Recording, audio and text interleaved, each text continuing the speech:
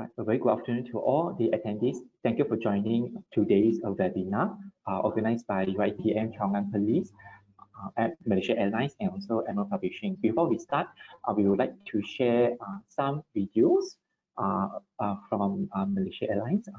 Please enjoy the video.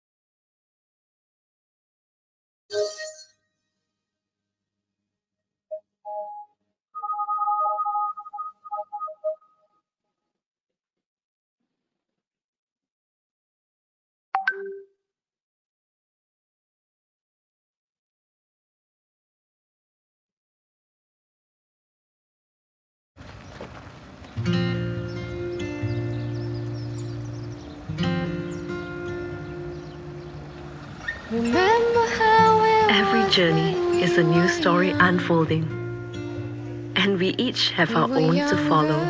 And so innocent back then,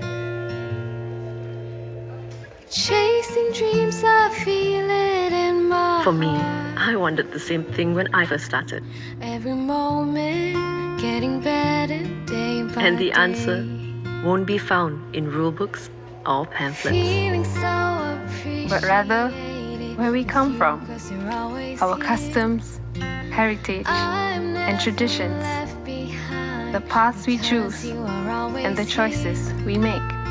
I will never take for granted the kindness that you gave. No matter where I go, you're always there.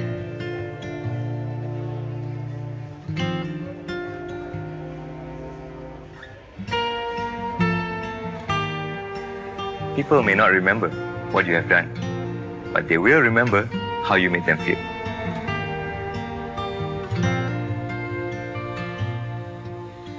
You see, the most important connections we make aren't between places, but between our hearts. It doesn't take much to make a difference. When I was alone, you picked me up. Even the smallest gestures can mean so much. Showing me how much you care. This is what has always defined us, and we know that it will always be a part of us, as Malaysians and as an airline. Because you are always here, I will never take for granted. Some call it extraordinary. Some call it extraordinary. We call it Malaysian hospitality. We call it Malaysian hospitality. You're always there.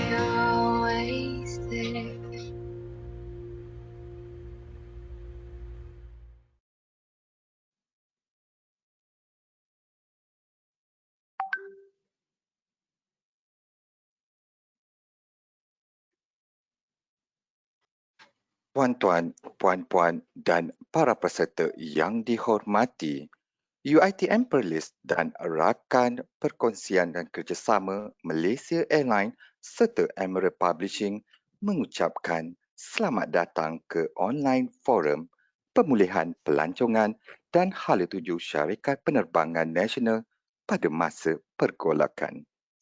Moderator program ini ialah Puan Noraini Nasirun. Anda diminta untuk memastikan semua peralatan elektronik anda dalam mood senyap apabila acara ini bermula. Forum ini akan mengambil masa selama 2 jam. Sila hubungi kami sekiranya anda mempunyai persoalan. Semoga anda memperolehi manfaat daripada perbincangan ini. Terima kasih. Selamat datang, ladies and gentlemen. UiTM Perlis collaborate with Malaysia Airlines and Emerald Publishing wish you a warm welcome to our online forum, Tourism Recovery and the Way Forward for National Airline in Times of Turbulence. The moderator for today is Madam Noraini Nasirun. Please ensure your electronic devices has been switched to silent mode before this program begins.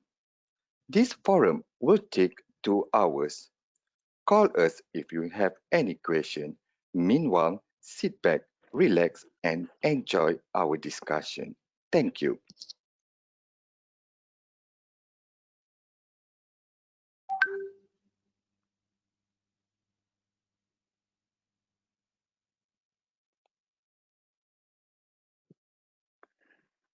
Okay, Assalamualaikum and good afternoon, everyone. Salam sejahtera from Malaysia.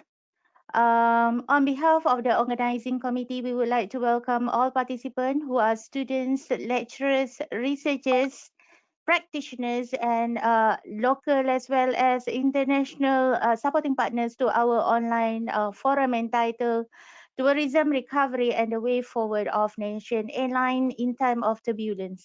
Thank you very much for joining our event today. Okay, next.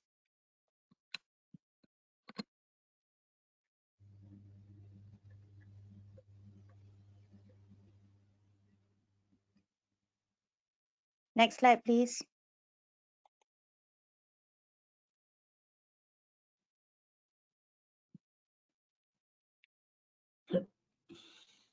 Right, sorry.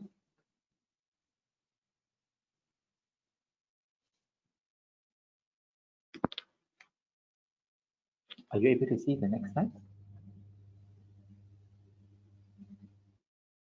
Dr. Noraini, are you able to see the next slide?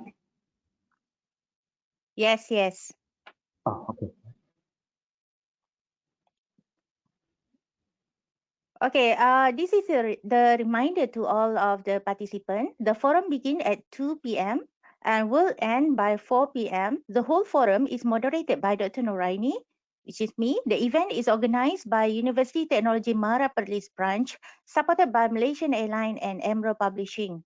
So the forum video and slide will be made available to all participants after the event. Notification will be made using email. This is the forum itinerary for today. We are going to have a welcome and introduction of the forum, followed by the introduction of the speakers. After that, we will have the presentation from the Emerald Publishing. And soon after that, we will have the discussion for topic 1 today, which is the challenges in hospitality tourism and Malaysia Airlines. There are 3 speakers that will involve in the discussion, namely Associate Professor Dr. Norzuwana Sumarjan, Madam Wong Kuan, and the third speaker is Mr. Hisyam Seliman. We will have a break for 5 minutes. After that, we will followed by the second topic, which is the challenges in tourism and hospitality and tourism in Malaysia, where the speakers are Mr. Hisyam Seliman, followed by Madam Wong Kuan, Associate Professor Dr. Norzuwana Sumarjan, and Associate Professor Dr. Hiram Ting. After that, we will have the interactive question and answer question, and followed by the concluding word by UiTM Perlis, Malaysia Airlines, and Emerald. Next slide, please.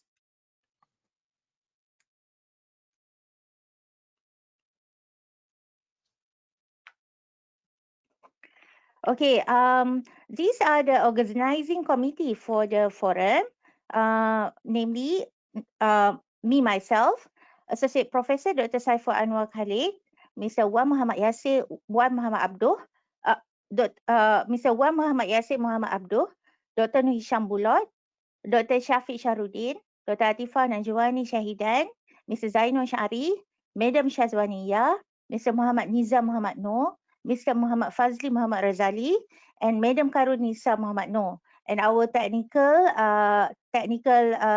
committee supported by Dr. Ahmad Zulkarnain Ismail and also Dr. Tajur Rusli Razak. Next slide, please.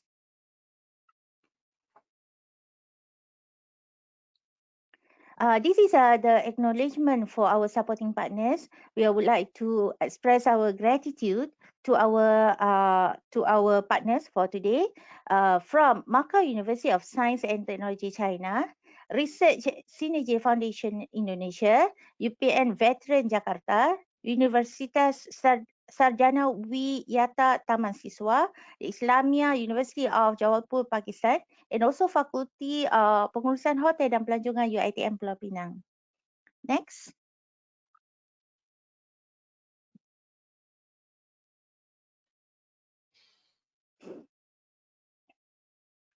Okay, this is some information about the moderator. The moderator is me. I am a senior lecturer of the Faculty Business and Management at University Technology Mara Perlis branch. I earned my BBA, my Master in Management, as well as my PhD from University Utara Malaysia. And I also completed my postdoctoral as the postdoctoral fellow from School of Management, University of Malaysia in April 2020. Next slide, please.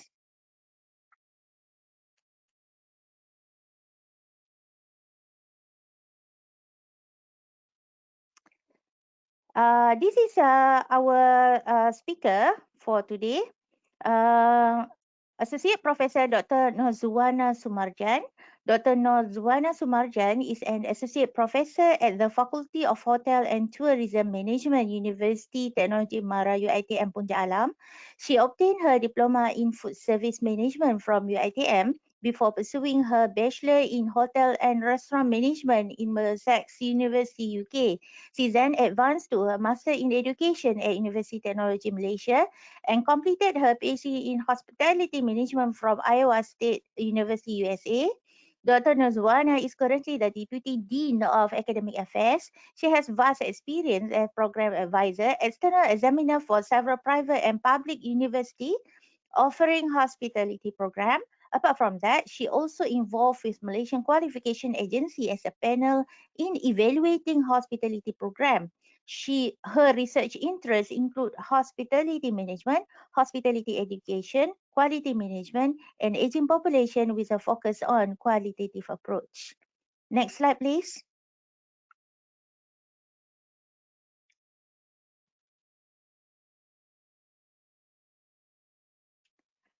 Our second speaker is Madam Wong Kuan. Madam Wong Kuan has been in marketing and branding field for more than 20 years and highly experienced in across leisure, travel and tourism industry, banking and FMCG.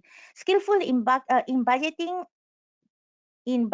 and cost efficiency initiative, online and offline marketing strategy, digital performance and e-commerce.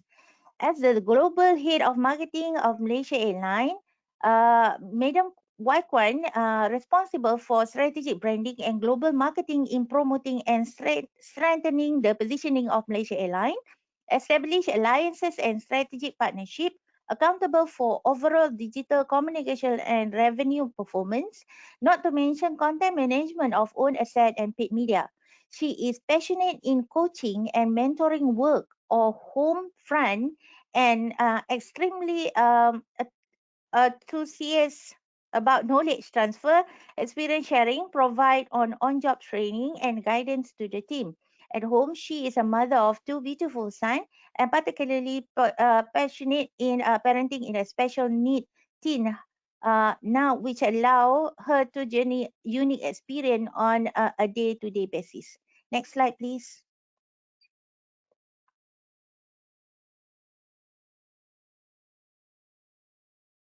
Next slide. Our next speaker is Mr. Hisyam Seliman. Mr. Hisyam is a leading steward of Malaysia Airlines Berhad. He worked in airline industry for 20 years. Currently, he is pursuing his PhD at Faculty of Hotel and Tourism Management, University Technology Mara. He earned his diploma in hotel management, BBA in human resource management at UiTM. He also has numerous working experience in room division in various established hotels in Malaysia. His research background is on marketing and consumer behavior in airline, hospitality and tourism industry. Next slide, please.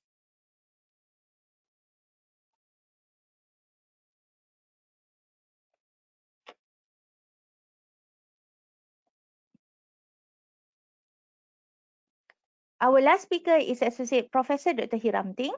Dr. Hiram is an Associate Professor at Faculty of Hospitality and Tourism Management, UCSI University Sarawak Campus, Malaysia.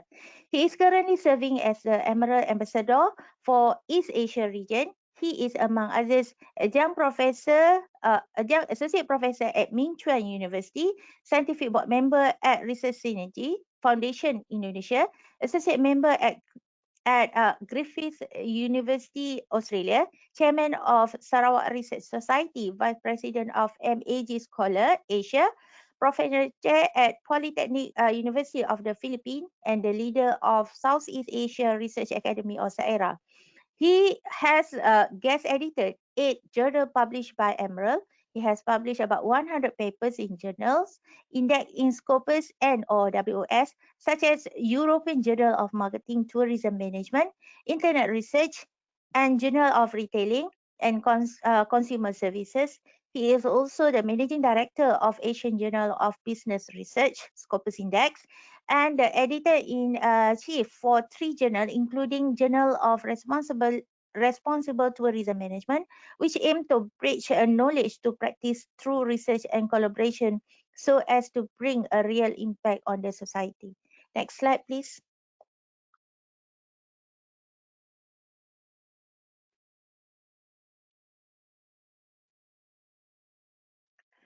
Okay, for the first agenda today, I would like to invite Mr. William to give us a presentation on about the Emerald publishing, particularly for the expert briefing, and also some resources available in the Emerald for tourism, for hospitality and tourism.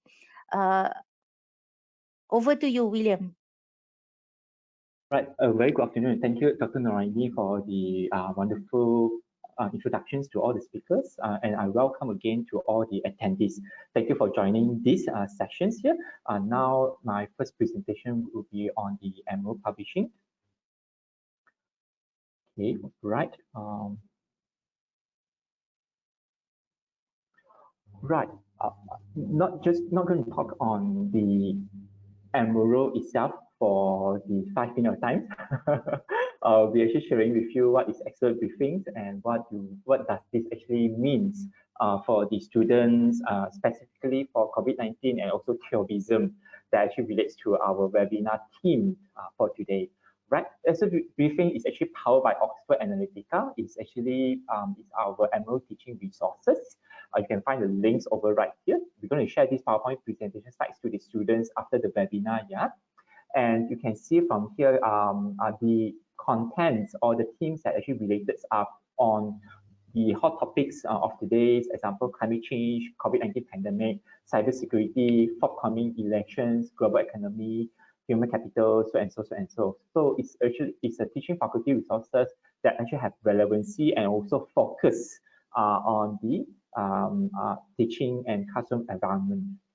All right. So now, what does it actually help with the teaching resources? Is to open the minds of the students, specifically with the real-time content. What is actually happening day to day? What is the latest update on COVID-19? What is the latest update on the example US elections, right? And also other political agendas around the world itself.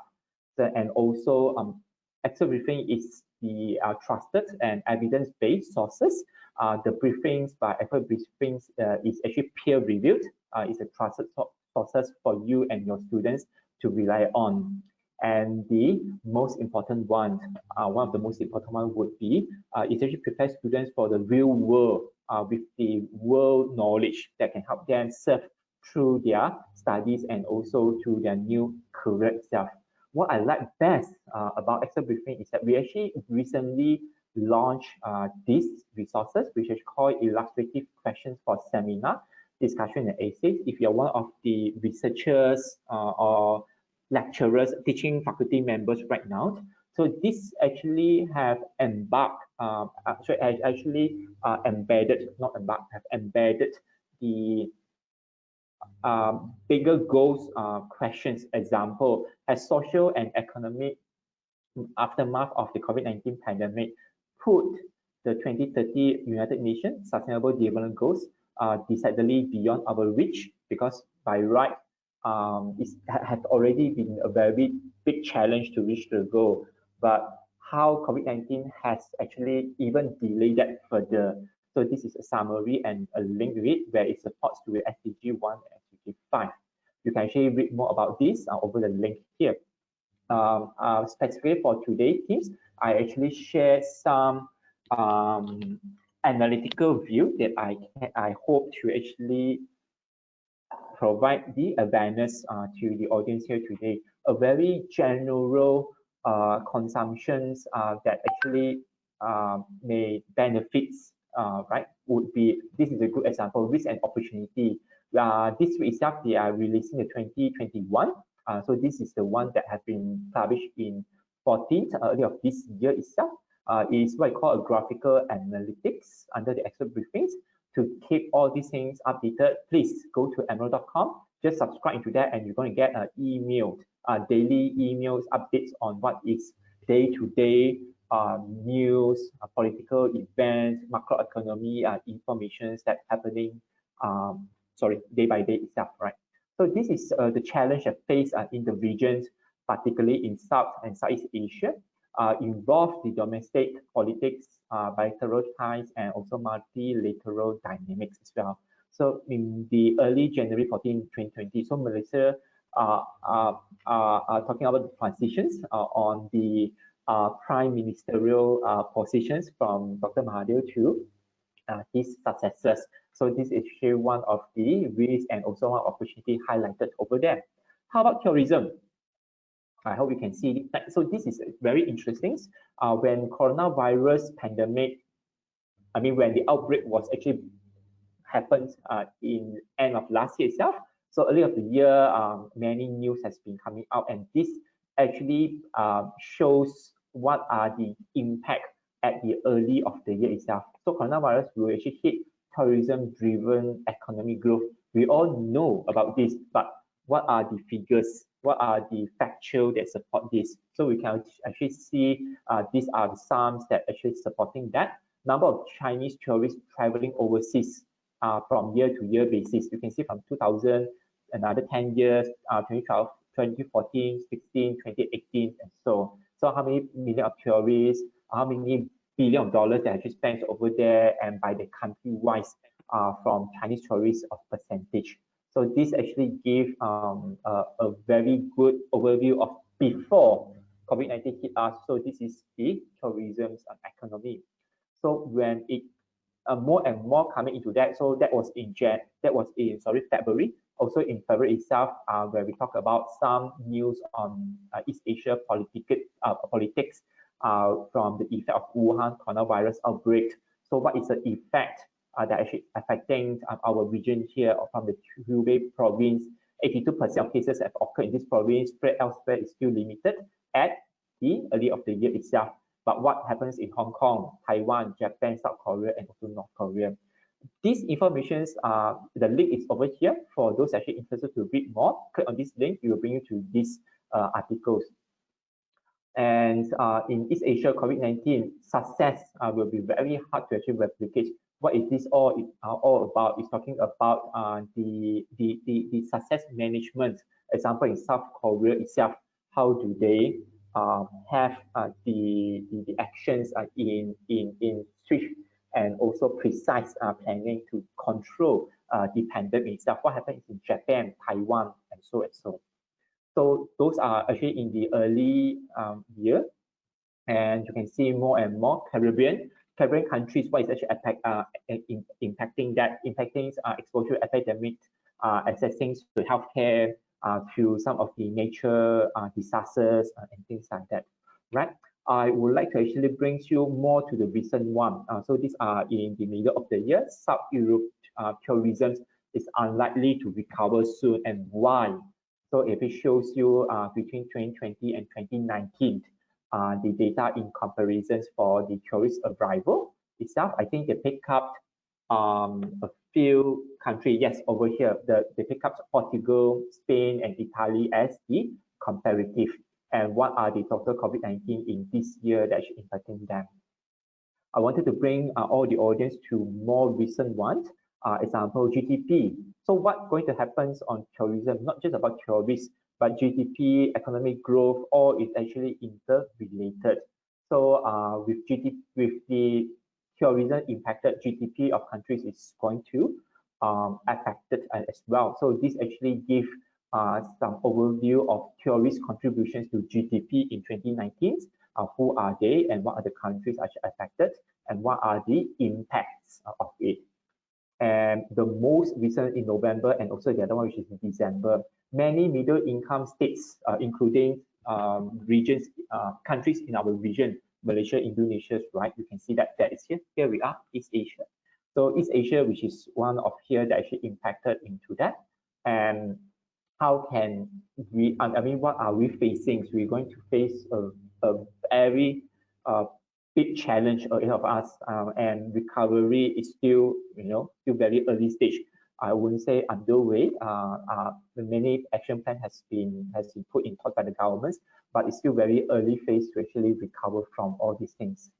And last but not least, not just on the tourism side, if I can bring you all to more relevancy to our local context. So this actually released last week, December 3rd. It's about railway with train Malaysia, Singapore.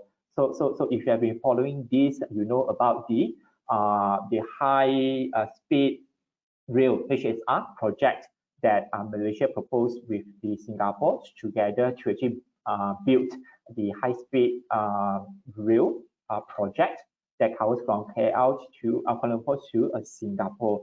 And if you doesn't know about it, no worries. There are the timelines, some highlighted timelines to actually refresh and also perhaps to get you informed what is actually happening.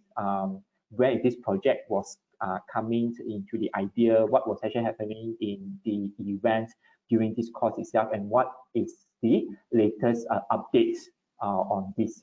So these are very interesting informations. There are more to that. I think that is my last slide. Yes, there are more to that to actually showcase that, but I just taking the context of tourism and also COVID-19 to give the audience here today some idea what you can actually find and how can this actually help in terms of a research, helps in terms of your teaching.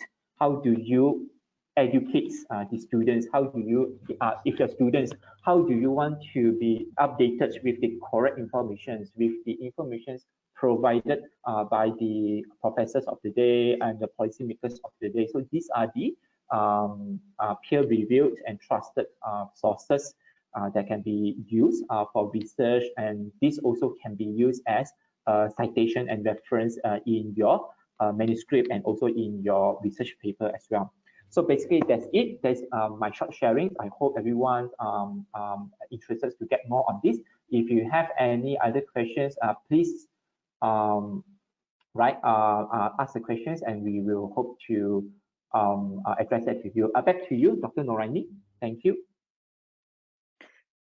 Okay, thank you very much, William, for the presentation about Emerald. If you have any question related with Emerald resources and so on, you can always put your question in the chat box. Next, we are going to the first round of our discussion today. Is about challenges in hospitality tourism and Malaysia Airlines. So I would like to invite Associate Professor Dr. Norzuwana Sumarjan to share with us, okay, about the topic today. So, Dr. Norzuwana, from your point of view as an academician, maybe you can share with us some challenges in tourism and hospitality industry during COVID-19. Over to you, Dr. Norzuwana. Okay, thank you so much. Assalamualaikum and a very good afternoon. Thank you, Dr. Noraini, our sweet moderator for today. A very good afternoon to all panels and also participants. I believe we have a very interesting topic today, and this topic is not a new topic. It has been discussed a lot. How the COVID-19 affect our tourism and hospitality sector or industry, and I have to admit that our industry received the hardest effect, where people cannot really fly as usual, and this impact probably our national carrier Malaysia Airlines, and also it also affect the other hospitality businesses. Now I'm going to no doubt that the COVID-19 has affected a lot of industry, and as for this session, I'm going to discuss more on how it affects our hospitality programs, or this is just more on the academic perspective. Okay, I'm tackling this from the academic perspective. So next please. Okay, before that, just to recap, the function or the role of hospitality education and also the hospitality and tourism industry. We offer programs which include the accommodation and hospitality, the tourism, and this is really related to our national carrier, where it helps to transport all tourists to our beloved country. We also have culinary program and also food service program. This is the main hospitality program that serve as a feeder to our workforce for the hospitality industry. Therefore, we are very concerned about all these unpredictable events, because it will definitely affect us in producing our future workforce. Next, please. Next, please. Okay, all right, thank you. Okay, this is a quick snapshot of the challenges that I'm going to discuss based on the academic perspective, how the COVID-19 affect our education system. Okay, now the first thing is it presents a challenge to us, because we are very concerned about the graduates' competency that we are going to produce. Why? Because the issue here is due to the outcome that we are supposed to produce for our students. We are producing students that are heavily practical based and also human oriented skill, interactional skills. Now, previously we have no problem at all because we are doing it within the brick and mortar classroom. But now, when these things cannot be done, students cannot really be observed. So it really disrupt the teaching and learning, and also where for our programs, not only hospitality, I believe that basically all other programs in the university, we can't really achieve the appropriate learning skill that they are supposed to attain, especially for our programs where practical skill and interactional skills are the nature of the industry. And the evaluation of students is also quite difficult to be conducted due to assessment being conducted remotely. So the challenge here is the first challenge that we are facing is we don't know. It's not that we don't know. The challenge here is how to produce graduates that can serve our dynamic industry if there are insufficient practical and interactional exposure. Now, this condition is worsened when students cannot really experience the exact exposure in the industry like they used to have, because lots of hospitality businesses like the restaurant, the hotels, the travel agencies are closed due to unfavorable business situation. And also there are cases that the hospitality agencies cannot really accept our interns to do the practical training due to a lot of factors such as safety measures and also financial issues.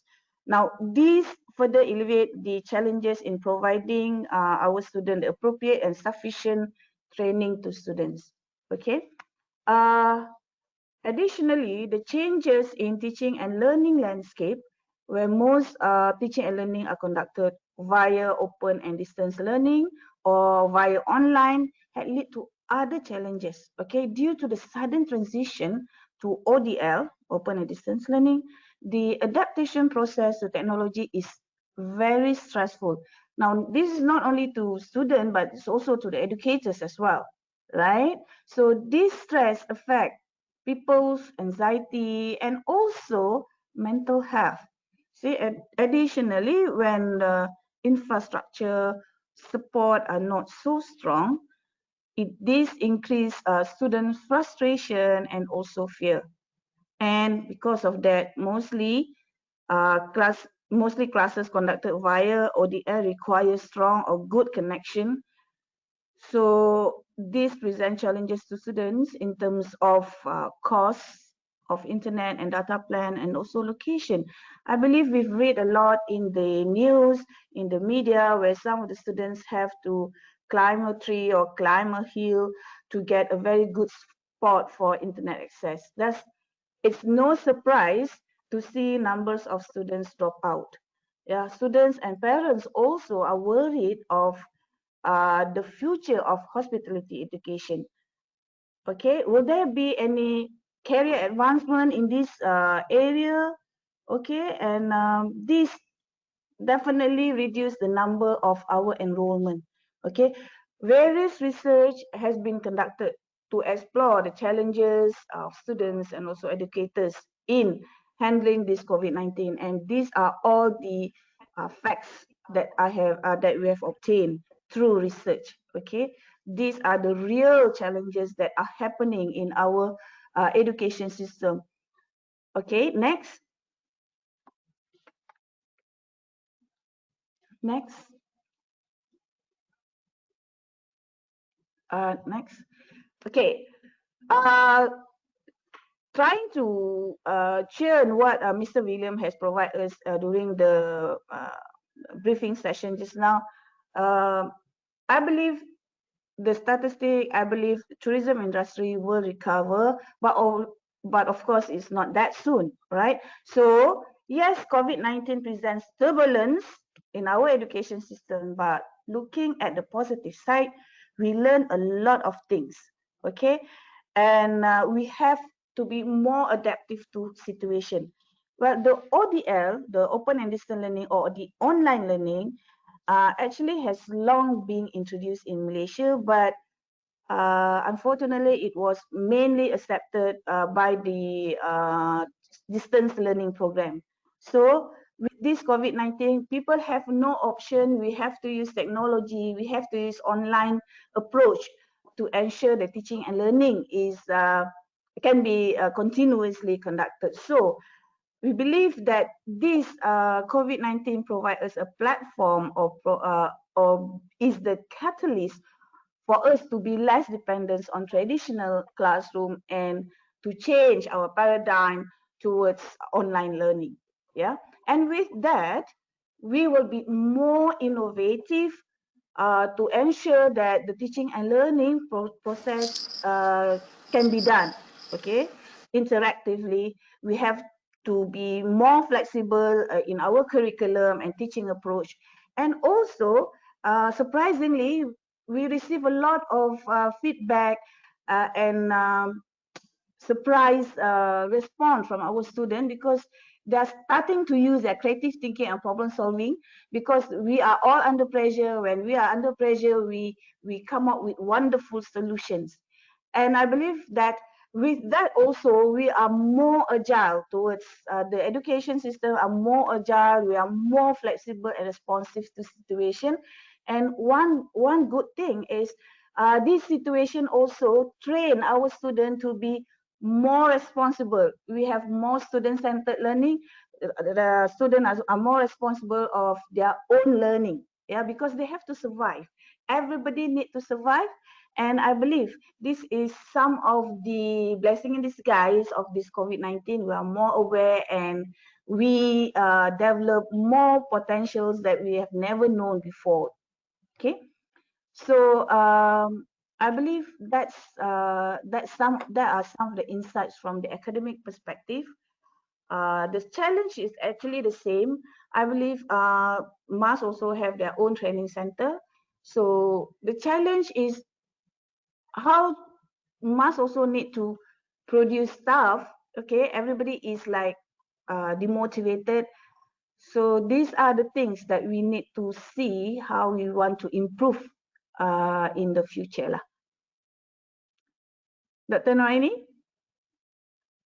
Yes. All right. Thank you very much.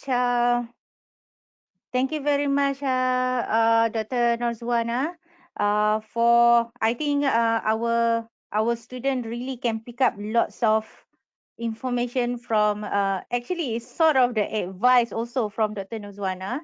So I hope everybody, the student especially paying attention with the situation of how we handle our subject, how do we handle our technology in our study, in your study for student especially. Okay, now the next presenter, the next speaker for today is Madam Wong Kuan. Okay, for Kuan, this is I hope you can share with us something about this. Okay, give the unprecedented pandemic globally, and we know the airline industry has severely impacted. Could you please share your view? How is Malaysia Airlines coping during this pandemic? Over to you, Kuan. Thank you, Doctor. Hi, good afternoon, everybody. My name is Kuan. Yeah, I think given that the current condition of COVID-19, it is definitely a situation where it's unprecedented and no industry is able to escape from this COVID. And given that whole entire condition of a pandemic, the leisure sector, tourism sector, travel sector, and airline sector are severely impacted from this COVID-19. So having said that, you know, since COVID-19 in February started, a lot of us in Malaysia Airlines, including myself, my colleague here in the room here, we are affected, you know, from quite a number of areas. Yeah. Perhaps let me just give you a couple of scenario. Number one is the flights are grounded. A lot of us flights are grounded because you know that the borders are gradually closing. So therefore, a lot of the commercial flights are not going out at all. However, I really like the way Dr. Norzuwana mentioned, where you see that is an adversity, there's always an opportunity. So with the pandemic, it opens up two major opportunity for Malaysia Airlines here, which is the repatriation flight. So what does it mean by repatriation flight? In which we are the national carrier for Malaysia. And what we do is we bring back a lot of Malaysians that are stranded in overseas, whether it's coming from China, from Ukraine, from Kazakhstan, or even from Australia or New Zealand. So a lot of all these Malaysians during that point of time, whether they are on a PR, they are on a visa, or they are on a leisure perspective, they were all desperately to come back. So Malaysia Airlines actually mounted a lot of flights in terms of bringing the Malaysians back. Now, Malaysian has got a big heart for everybody. we don't just bring the Malaysians back to our homeland, but we also bring the tourists or the foreigners back to their country. Just to name you a few, we bring back a lot of passengers back to UK, to China, to Jakarta, to Australia through our connecting flight. So this is where the repatriation flights that we have done during the COVID. And although you may hear that we have a lot of flights that are grounded, but there are also a lot of flights that are under the charter and also commercial flight that we have never ceased our operation, but we continue to bring Malaysian and also the international guests home to their homeland. Having said that, these are all on bringing people home. But at the same time, if you recall back in Q1 and Q2, the medical supply of gloves, of masks, were extremely in a shortage situation. So on that note, Malaysia Airlines sister company, Mars Cargo, has been working round the clock 24/7 in bringing medical supplies around the world. So that is what we have been helping in terms of flattening the curve by sending and also supplying the medical medical supplies to all the country that is needed. So on that note, whilst we are not flying for leisure, whilst we are not flying for holiday, but our obligation as Malaysia Airlines as a national carrier and the duty as a flag bearer, we have never stopped and ceased in terms of, you know, helping the country and also other countries. Now, over and on top that, this one you probably would have seen in the news that many of us stood down, in which a lot of senior management, the middle management, all the way until the executive level, we have voluntarily take a pay cut, you know, because a lot of this pay cut is to circumvent and is also to help our colleagues at a lower income bracket, to help them that we are able to support the whole entire family, that we are able to go through this situation. Because in Malaysia Airlines, there are total about 14,000 staff strength, and all of us take between 30 to 50% pay cut is to help our colleagues that are at the lower income bracket so that we all can go through together. This is where you would have read in the news that the rest of the airlines have been already trying to lay off, retrench, cut staff, so on and so forth. But you have not seen Malaysia Airlines in any of the news that we are laying off any staff. That's because all of us stood in unity. All of us stand in unity, not stood. All of us stand in unity. We're helping each other. Just to give you a bit of a side story, there are many pilots, there are many senior pilots in Malaysia Airlines. During the pandemic time, what they have done is, apart from taking pay cut, they have also voluntarily give the task or piloting the task to the junior pilot, so that the junior pilot is able to earn a minimum, a nominal income for them to continue to fly. So I think, you know, those are the teamwork and the spirit that is living in every Malaysian and in Malaysia Airlines. Now that is on the humanizing part of Malaysia Airlines. So what does Malaysia Airlines do during the whole entire pandemic, whilst the flights are not flying and we are busy doing our repatriation flight? So we continue to inspire people. We continue to inspire everybody in the market that we are here. We are the caring airline. So what we have done is we have run a couple of series of communication, making sure that Malaysia Airlines is still a top of mind. And on top of that, we do a lot of educational messaging in terms of fly confidently, whereby we then do the messaging in terms of, you know, as a caring airline of Malaysia Airlines, what do? We clean up our aircraft, we sanitize our aircraft. How do we then make sure that, you know, every part of the seat is properly clean? How is the food is being handled? How is the customer check-in processes are being done correctly, so that we will have minimum contact in our interaction, how do we then impose contactless upon check-in, as well as including the check-in processes where we actually bring our guests row by row in from the back all the way to the front. Previously, it was go according to number, but even a lot of this SOP and the processes, we have actually pivoted and changed due to the COVID. Now, over and on top, we have also do a lot of community messages during the point of time, not just having our general consumer to know about what on the new SOP and new norm when you're flying. Even if, let's say, you are not flying, we are here to support the government message that,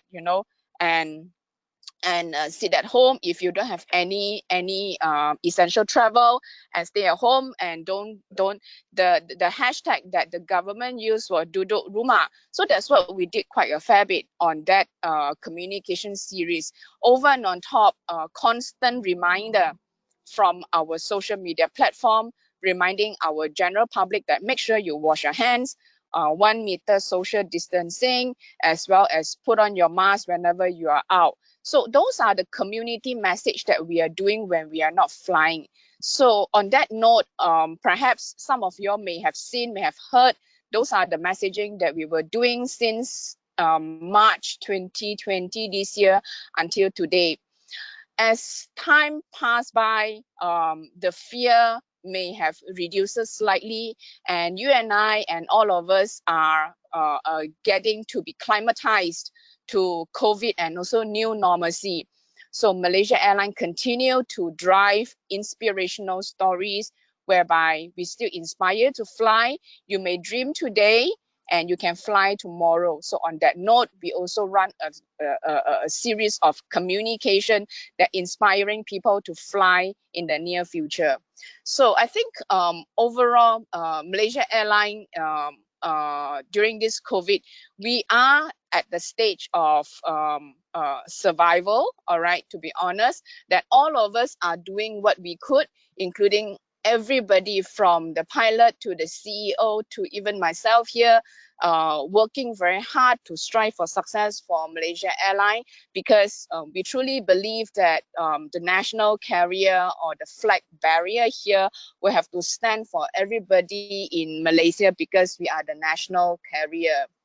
So Dr. Noraini, back to you. I think the challenges of Malaysia Airlines are really impeccable here. It probably take more than 1 hour for me to illustrate and speak more, but I think I would have given a broad perspective to the audience of what Malaysia Airlines is doing from a humanizing perspective, from a commercial perspective, or even to the general public. Yeah, back to you. Okay, thank you very much, Kuan. I do believe everybody now have a better idea on how Malaysia Airlines is handling the pandemic. We know that Malaysia Airlines offering many services, especially for the repatriation of the flight for people for our Malaysian to come back, and also for the international to go out and so on. And also, what else can I say? You are really doing a great job by having the pay cut scheme, in which I just only can say thank you very much to Malaysia Airlines for having this kind of activities, this kind of approach to your company, at the same time helping Malaysian as a whole. Okay, now I am going to moving to our fourth speaker, Mr. Hisyam. So Mr. Hisyam is a leading steward here. So as a leading steward, you who are dealing with travelers on board, how the traveler behave during COVID-19 as compared to before. Over to you, Mr. Hisyam. All right. Assalamualaikum and a very good evening once again, everyone. I'm Hisyam Seliman. All right, allows me. We want to talk today is all about the coronavirus, the impact on the travelers' behavior. Basically, on this part, we already knew about what is happening on the airline industry. despite of that, we all have to look into the overall of the economy and as well on the traveler behavior.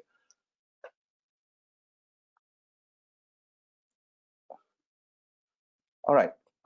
Basically, on this Asian country recorded a significant decline in the number of tourists including Thailand, Singapore, Vietnam, and Indonesia.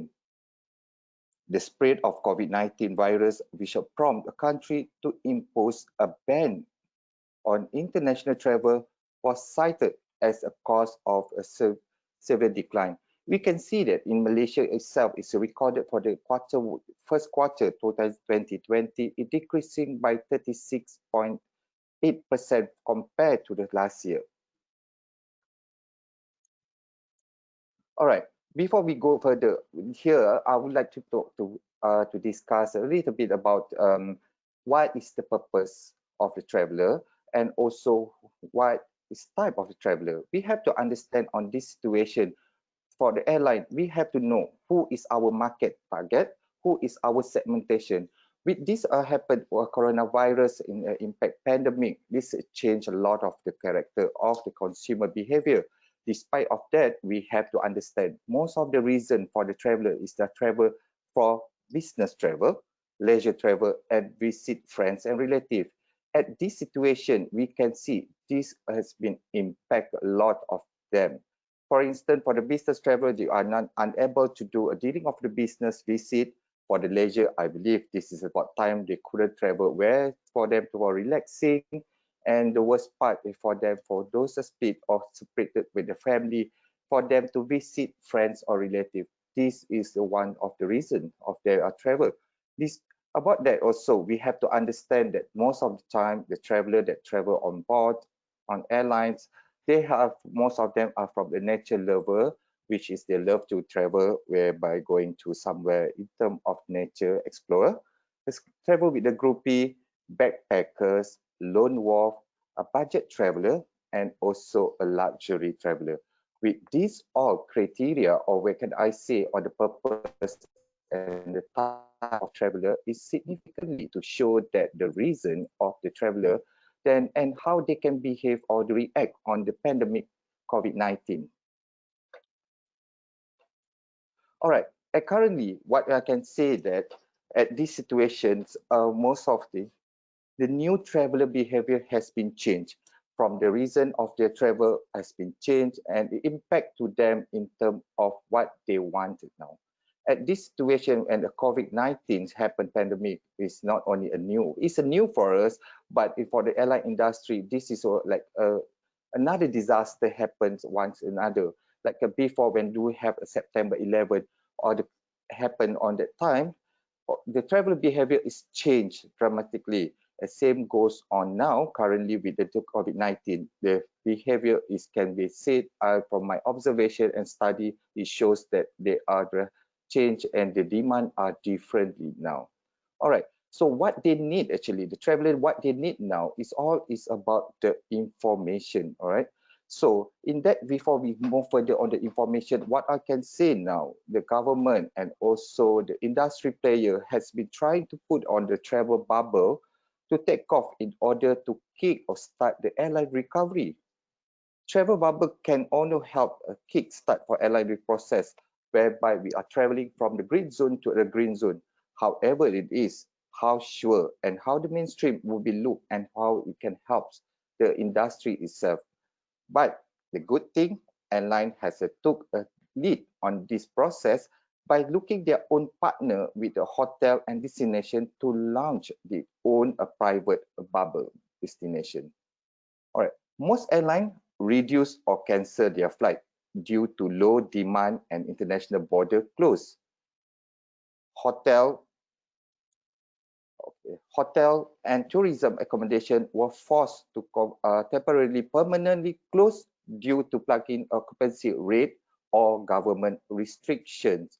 A major impact on tourism industry was the cancellation of the mega events, festival, and conference that negatively affected the local economy and the host of the event. All right, what you know to know the new traveler behavior at this moment. Most of traveler, they are really looking into information. They want to know what is happening now, what happened with their flight, how they want to do a refund, what is the next sector, or what is their destination will be open, or what they should do. This is a very important. Most of the traveler now, they are seeking for the information that is accurately. With that, we can see that this is a good advantage and for airlines or also the tourism operator or hospitality to take part to use information by giving the information directly to the email. Media social can use a Twitter, Facebook to inform them what is happening.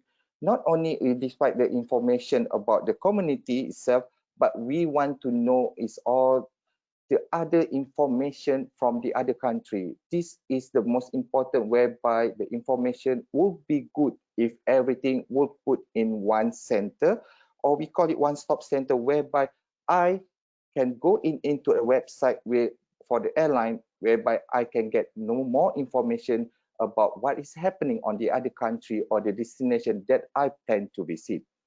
Secondly, most of the travelers now, they are more concerned about the safety and assurance. It's not only about safety, it's like more on about their health.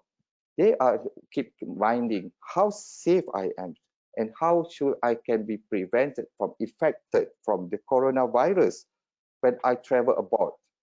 Not only that, if I stay in the hotel, is any chance that I will be contact with the positive or with the virus? This is how the traveler now, they are more concerned about safety. So at the same time, as an operator in this part, I'm not only looking into the airline, I'm looking into the overall of the hospitality and tourism as operator. They need to ensure the traveler how sure and ensure to tell them we are safe, that you are safe to stay in the hotel, you are safe to travel with us. This is the most important, because for me as a traveler itself, I would like to have this doubtful when the information was not given. With this opportunity, you might giving us to tell us everything about the SOP or what the precaution that has been taken by the operator. Not only that, last time when we used about that previously, our traveler behavior, they are more into a price sensitive. However, with this pandemic, our customer or our traveler is now, they are more into the value for money. What make it difference? All right. So value for the money, those of them are because of supply of demands. It will be increased or decreasing. It will be impact on the price ticket or the accommodations. So with this, for me, for the traveler, what I want to know, if I pay that much amount, what I can get. The value itself, it doesn't matter for the traveler currently to pay more, as long they have the assurance from the operator to show that they are safe to travel or they are safe to stay in the hotel. This is what you can say that value for money, it will be in terms of the perceived that they've earned from the pay, that is much is more expensive, or regardless with the price that can play important roles in their decision making. All right, now what this happened, everything, but people are talking about money back guarantee. What they want is the new policy is supposedly to be enforced, or all the operator need to try to put on enhancement on this policy, money back guarantee, because this is important for traveler, because they will not be able to know what is happening next. So with this part, at least the traveler get some information when they purchase a ticket. They know that if anything happen with this, they will get back their money. So this is not about the financial aspect, but the most important, the opportunity for them, or especially for the insurance company, to promote the travel insurance. With this, a part of requirement for the travel passenger or traveler now is more a bit sensitive and aware about the insurance. And last, we can see that most of the traveler now, they are looking for some travel with the seamless and a touchless journey. The seamless means like a very simple. I put a situation when I purchase a ticket from an airline, for instance, all right? So what I want it to be seamless, if possible, they can provide me a transportation from my house to the airport until I arrive the final destination or the hotel that I'm staying. The reason why they are travelers now are looking into a seamless because we do not want or we do not know that we are be able to contact with someone else that is unsure the status of the health. For instance, with the COVID-19 situation. So at what we can see, the seamless that they are wanted now is like the operator can ensure, can have a collaborations with a partner of a car rental, for instance, whereby they can assure us that, all right, if you want to travel to KLIA, will be provide you with the limousine or with the Grab service with this passenger, because we already went through and checked doing the swab test for the employee or the driver that they are free from COVID-19 and will pick you up in the house and bring you to the airport. This is what we are concerned now, because people now try to less travel in the public area, especially to travel on the public transport. Due to of this, if the operator itself be able to provide that, it makes our behavior of the consumer will be more meaningful. With the touchless journey, no doubt, I can say that with now is with the COVID-19, it's already changed our traveler behavior. We are now more into a technology, IT savvy, which is like everything they are doing using a mobile without a directly contact with a person with it. So with touchless, this is we wanted the travelers more into, they're aware about this, even though we can see the statistically shows that the changes of consumer behavior now towards the technology is increasing compared to previously. However, we want it to be a seamless, same goes into the technology. We are trying to get a simple apps or something, a simple platform that whereby we can get all the information or doing one things at one time, rather than we have to search others, mix and match, or we have to do selection with other apps or another website or to get all the information and doing everything. With this regard, is obviously from my, excuse me. Yep. Yeah, I would Mr. like to Hisyam, finish. 1 more minute, please. Yes, certainly. So with this, so you can see the traveler will be able to understand on this, will be changes behavior, and I can say with the COVID-19, they change the new traveler behavior for currently. That's all for me. All right. All right, Noraini, I'm back to you. Okay, thank you very much, Mr. Hisyam. There's a lot of thing actually. There's a lot of question we can pick up from there, and maybe we can ask the question later. So before we proceed with the second question, I will pass the session over to Emerald, to William for a short break. Over to you, William. Right. Hi, good afternoon to all.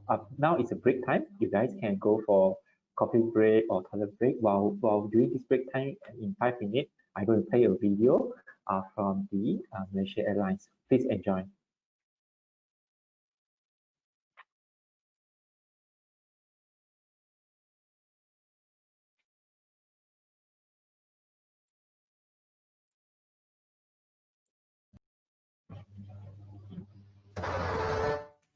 When going on a trip, the first thing you'll need online before leaving home.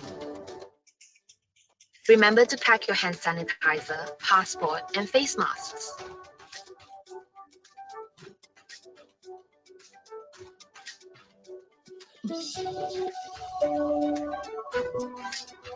You'll need to arrive at least 4 hours prior to departure. And don't forget to wear a face mask. Make sure you pack enough for your trip.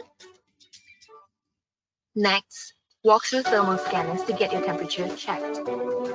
Airport surfaces are cleaned and sanitized regularly.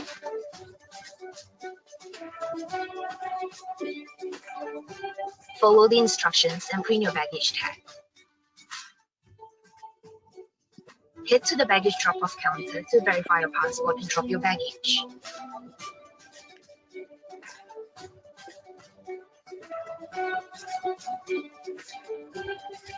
Reveal your face for passport verification.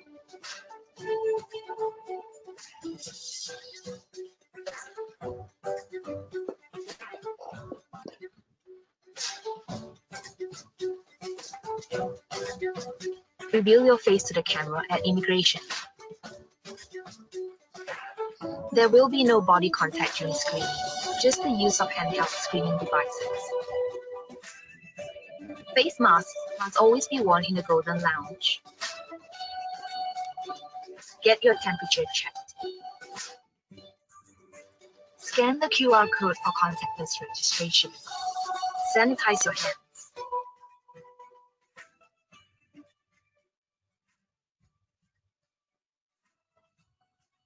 To order food, just scan the QR code and make an order.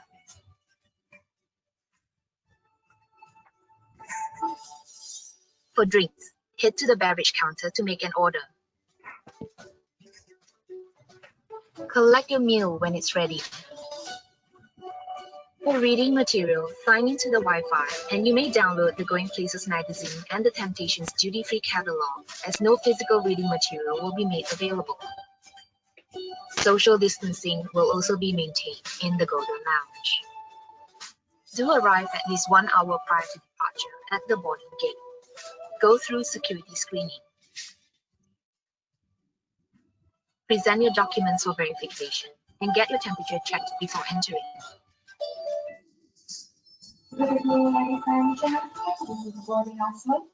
Present your passport and scan your boarding pass.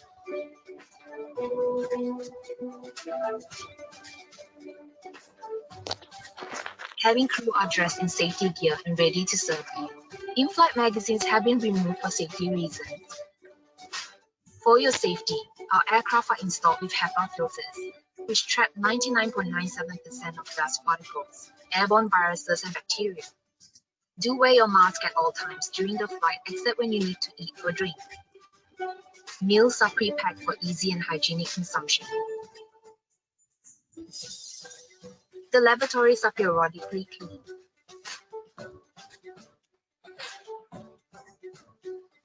Aircraft are disinfected after every flight. When arriving in KLIA, you will be required to fill a health declaration form.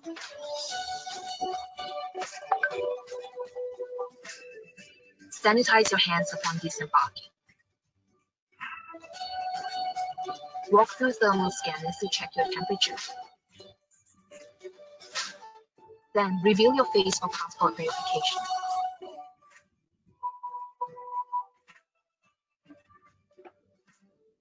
Collect your sanitized baggage and you're done.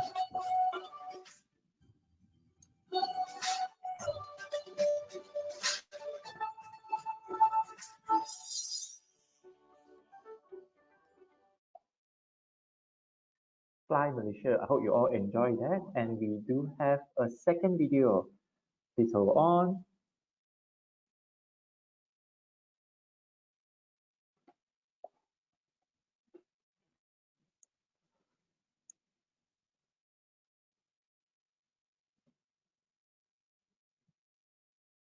And this video is about the disinfection. Hope you enjoy. At Malaysia Airlines, your health and safety are our top priority. Protecting you from the risk of communicable diseases has always been part of our safety protocols. When an aircraft completes a journey, all regularly touched hard surfaces in the cabin, including seats, tray tables, overhead bins, lavatories, and galleys, will be sprayed and wiped with an aircraft manufacturer-approved disinfectant. Our aircraft are also installed with HEPA, high-efficiency particulate air filters, which are capable of filtering 99.97% of dust particles and airborne contaminants such as viruses and bacteria. We want want to reassure you that we take your health and safety seriously. These precautions aim to deliver a safe, clean, and healthy flying experience for all our passengers and crew. Protect yourself and others by wearing a mask and practicing these simple hygiene measures for your safety and well-being.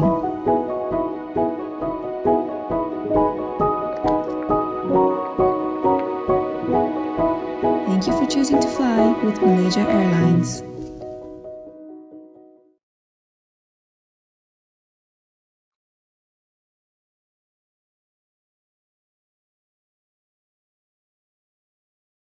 All right, thank you to fly with Malaysia Airlines.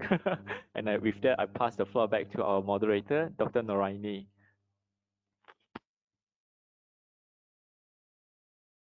All of our participants enjoy our the video provided by the Malaysia Airlines. We can see that there's a lot of different traveling before pandemic, and now we have a a different experience compared to before. So now we are moving to our second session of the forum. This is about the opportunity and also the recovery. So for the second session, I would like to invite Mr. Hisyam, Mr. Hisyam Seliman, to give some information or to share with us some information and some ideas of what is going on with the travelers now. So in hospitality and tourism industry, our government has provided some guideline on how to travel in the new norm. So maybe you can share with us, despite the video itself, some new SOP or standard operating procedure in the airline industry, especially for Malaysia Airlines. Over to you, Hisyam. All right, welcome back. All right, but basically the standard procedure SOP has been given embarked by our government, followed by the Ministry Health of Malaysia (MOH) and also World Health Organization (WHO). This is like basically we are trying to say that. All right. Okay, currently what we are trying, the enforcement is say that we have to avoid 3C, which is a crowded place, close contact setting, and also avoid from the confined area.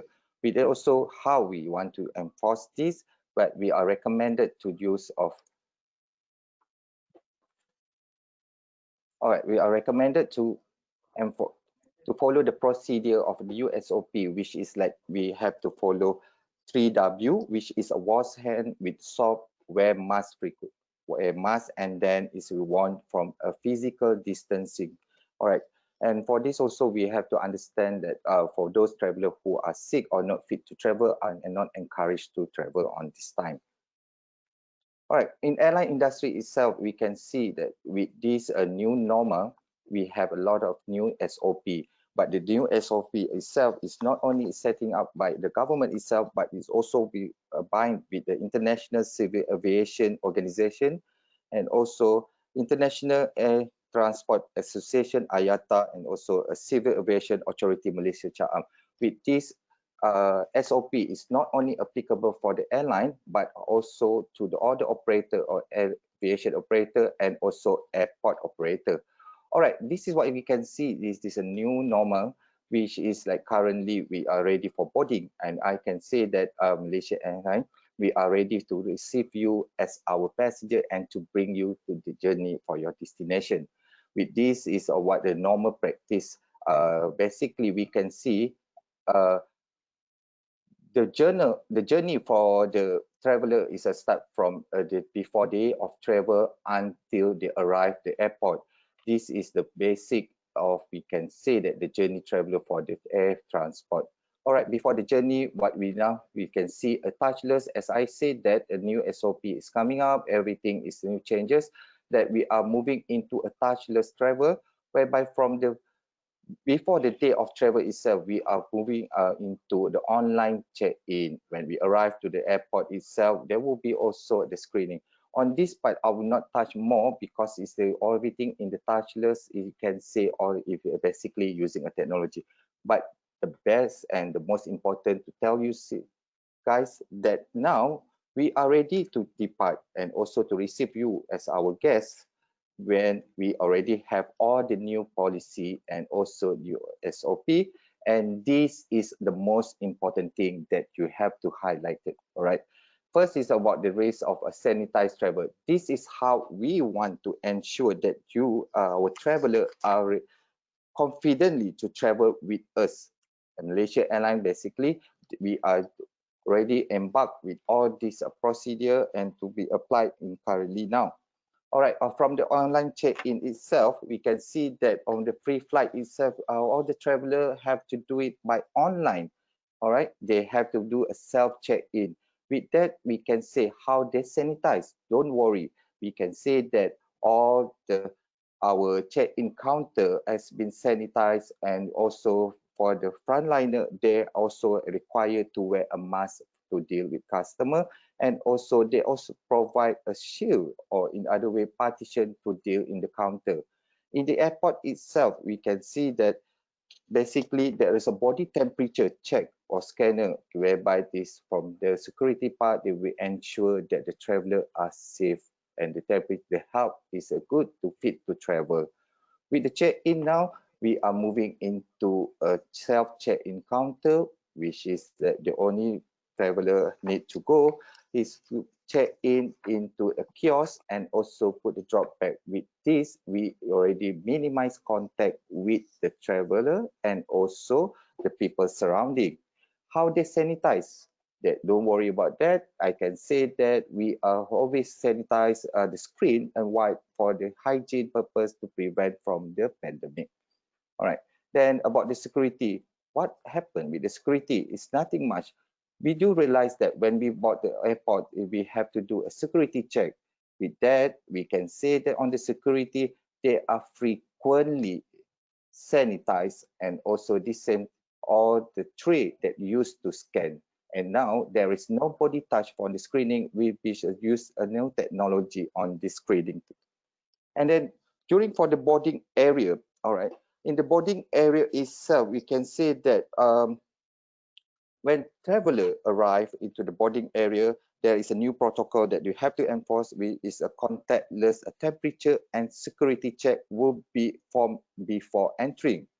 Not only that, all the documentation verification, the airline staff verify passenger travel documents with sanitize their hand regularly. I repeat that to say that to ensure with this, our ground staff will check the traveler document with sanitize their hand regularly, and contactless boarding while using a mobile boarding pass is possible for domestic flight.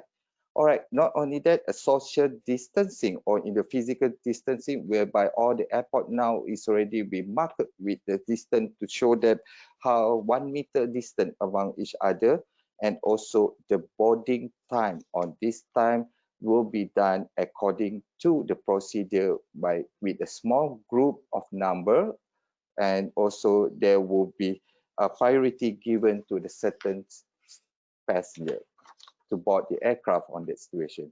With that, when you're in the aircraft itself, most of the airport, I can say that currently most of the airport, they already enforce into the aero bridge. We come up with the new technology whereby they will be ferment spring of the descent on this part to ensure they are clear before they board the aircraft. This is what I've been most of the airport in Europe has been applied on this. All right.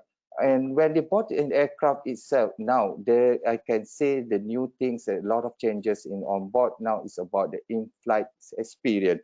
All right, in-flight experience, when you travel with Malaysia Airlines, I can say don't worry about it.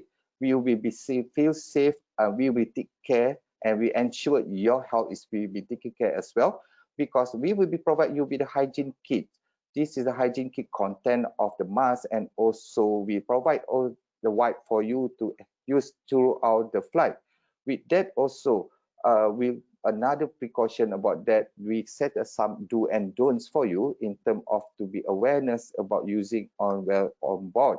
For example, you have to minimize using movement in the aircraft.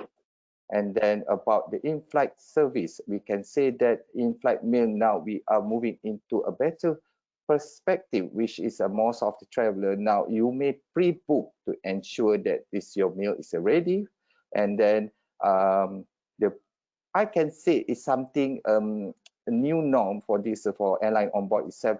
Now we are trying to say we are with back seat technology, or we can say that now you don't have any more entertainment magazine. You don't get in-flight shopping magazine in behind your seat pocket, whereby all this has been transferred into a technology where you can purchase it via online. All right, this is all to prevent from the contact of because the virus, we knew that you can be last in the contact surface. So with this, we also can minimize of the risk for the traveler. All right, so when this situation, not only that we can ensure the flight is our cabin cleanliness will be in the tip-top situation, whereby the lavatory are permanently clean during the flight, cabins are clean and descended with aircraft manufacturer approval descended after every flight. Not only that, we also can ensure you that our cabin or our aircraft is safe to fly, as we have applied into the HEPA air filter, which is a new enforcement and also a new way for us to ensure your health. Upon arrival now, we can see that most of the traveler, yep, almost there. Almost traveler will be moved into technology. Okay. All right. So that is on the sanitize for today. All right. Thank you. Back to Noraini. Yep. Okay, thank you very much, Mr. Hisyam, for the explanation of what do the traveler need to do, okay, when traveling during this time. All right. So the next person, the next speaker is Kuan. Okay. This is a question, Kuan. New norm traveling has definitely changed the perspective of airline operation and customer interaction. What has Malaysia Airlines done in promoting contactless yet not compromising customer experience and delighting them through Malaysian hospitality? I think this is a very, very interesting. Over to you, Kuan. Thank you. Yeah, so I'm very delighted to share what Malaysia Airlines has been doing, and we continue to do, and perhaps some of this visual aid would also be able to bring up if, let's say, you have watched or you have seen this sort of a campaign that we ran back in March 2020. So moving on, next slide. Back in October last year, and when our closing of financial year, just to share with you on a glimpse of how Malaysia Airlines performance, we have achieved 78% of a customer satisfaction index, additional 14 points of a net promoter score, and we scored 83% of on-time performance, as well as a 5.6 over 1,000 of mishandled baggage. Now, how does it then help as a consumer or as a traveler or as a customer of Malaysia Airlines with this result? It would also mean to you that, you know, you're able to arrive the place or your destination on time, over and on top, the whole entire journey from taking flight with us all the way to disembarkation. All right, the whole experience is very pleasant. So therefore, some of these scores in which you would have been contributed to Malaysia Airlines. So this is actually our report card back in 2019. Moving on. Now in October, what we have done is we have actually launched Fly Malaysia, whereby it is continue to dwell up our national pride, because while it's a very iconic icon to all of us, and Malaysia Airlines carries it, and when we run this campaign, the intention is to continue to drive the pride of each and everyone in Malaysia that Malaysia Airlines is carrying. At the same time, for for us to continue to speak as a proudly Malaysian and Fly Malaysia Airline. So with this, it depicts the entire culture of Malaysia, nature and people. It is also what we stand for in Malaysia. So that's why you can see it is an immersive of two different batik that we put together. The batik at the bottom that depicts Malaysia batik, whereas the batik on top, it is Malaysia Airline uniform batik motif. So it is an immersive culture engagement that we put forward through a Fly Malaysia campaign. Moving on. So taking the Fly Malaysia campaign in here, all right, we have then run into a few series of product as well as our offering through WOW as a icon. So what you could see here is, you know, we put in the people, the national pride, the flight, the food at the bottom, the people, the flora, the fauna, including the last one, which is the word that we use, jom, boss, marilah. So this kind of common words that we use as a Malaysian, and only Malaysian understand that sort of a lingo that we use in Malaysia. So we actually integrate and also put all this what is very close to your heart into our Fly Malaysia campaign. Now, next slide. Then come 2020, January we celebrated New Year, February we celebrated Chinese New Year, and March landed into the coronavirus flight. Commercial flight has been grounded. We can't move much. And if you recall earlier, I shared with you, we had quite a fair bit of a repatriation flight that we do, not just bringing the Malaysian home, but we also bring a lot of expats and also foreigners back to their homeland. So I think the first visual and the second visual that you are seeing now, it depicts exactly what national carrier is doing as a national obligation and national duty. Not forgetting that we also give a lot of tributes to the uniform and also the proud moment of all our cabin crew that they are wearing, because when they are grounded, all right, they miss working and they miss their uniform so much, in which so much so they are not able to put it on the national pride. So we also did a series of communication of our kebaya, which depicts Malaysia Airlines as well as the batik motif. Moving on, next slide.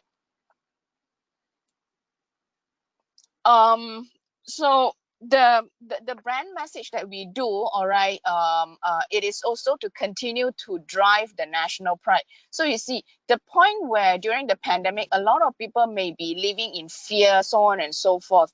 But at the same time, we are the big brother in the airline industry, because, you know, in Malaysia Aviation Group, we have got cargo, we have got engineering, we have got Firefly, we have got Malaysia Airlines, we have got MAB Academy. So we are the big brother in the aviation industry.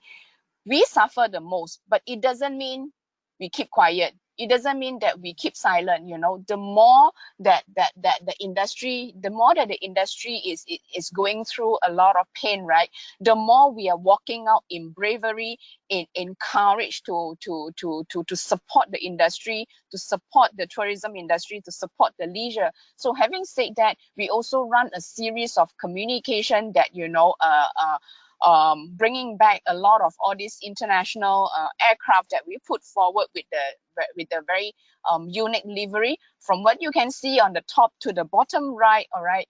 And the bottom right is the one, the latest that we have done, in which is a collaboration with Football Association Malaysia, and we painted the entire fleet of A330 with Football Association Malaysia with the Harimau Malaya livery. That's what you can see.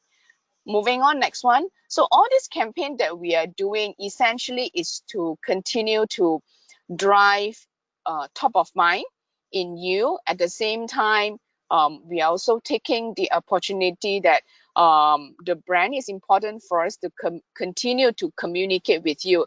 At the same time, customer is always our key blood in our conversation here. because when you have a happy customer, you have a happy customer will return. We will then be a happy employee. So essentially what we are trying to do here is, continue to delight our customer all the time.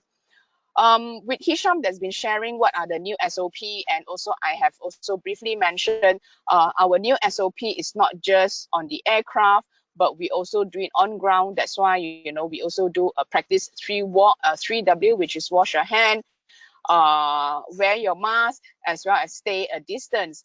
Over and on top, constant reminder of how our flights are being sanitized, how HEPA filter clean up the air in the aircraft, as well as deployment of our hygiene kit in the aircraft. Next. During the point of time, there's a lot of flight cancellation. There's a lot of fear of people traveling, but they're afraid of whether their ticket will be cancelled, so on and so forth. So during that point of time, we immediately putting customer in our centricity. So we have launched MH Flex. So MH Flex allows customer to have all sorts of priority, including priority check-in, priority boarding, priority baggage. And at the same time, it allows you, all right, to also have your unlimited change of your flight. If let's say the flights are, if let's say your schedules are affected. So having said that, like I mentioned earlier, customer is always our key blood. So therefore, the product that we are producing here, it is meant to delight you, and it is meant to give you the ultimate seamless experience to travel with Malaysia Airlines. Given the condition, there's a lot of students in this forum here. Malaysia Airlines has also come out with the MH Explorer, which is a student program. It allows you to enjoy the benefits of a flight up to 30% discount. Your friends and family are able to enjoy the discount as well. At the same time, you can use your ID to do your redemption through enriched miles, or even some of the lifestyle product. So these are some of these materials that we pivoted during the condition of COVID, allow our customers to be able to book tickets with Malaysia Airlines, with a peace of mind. Next slide.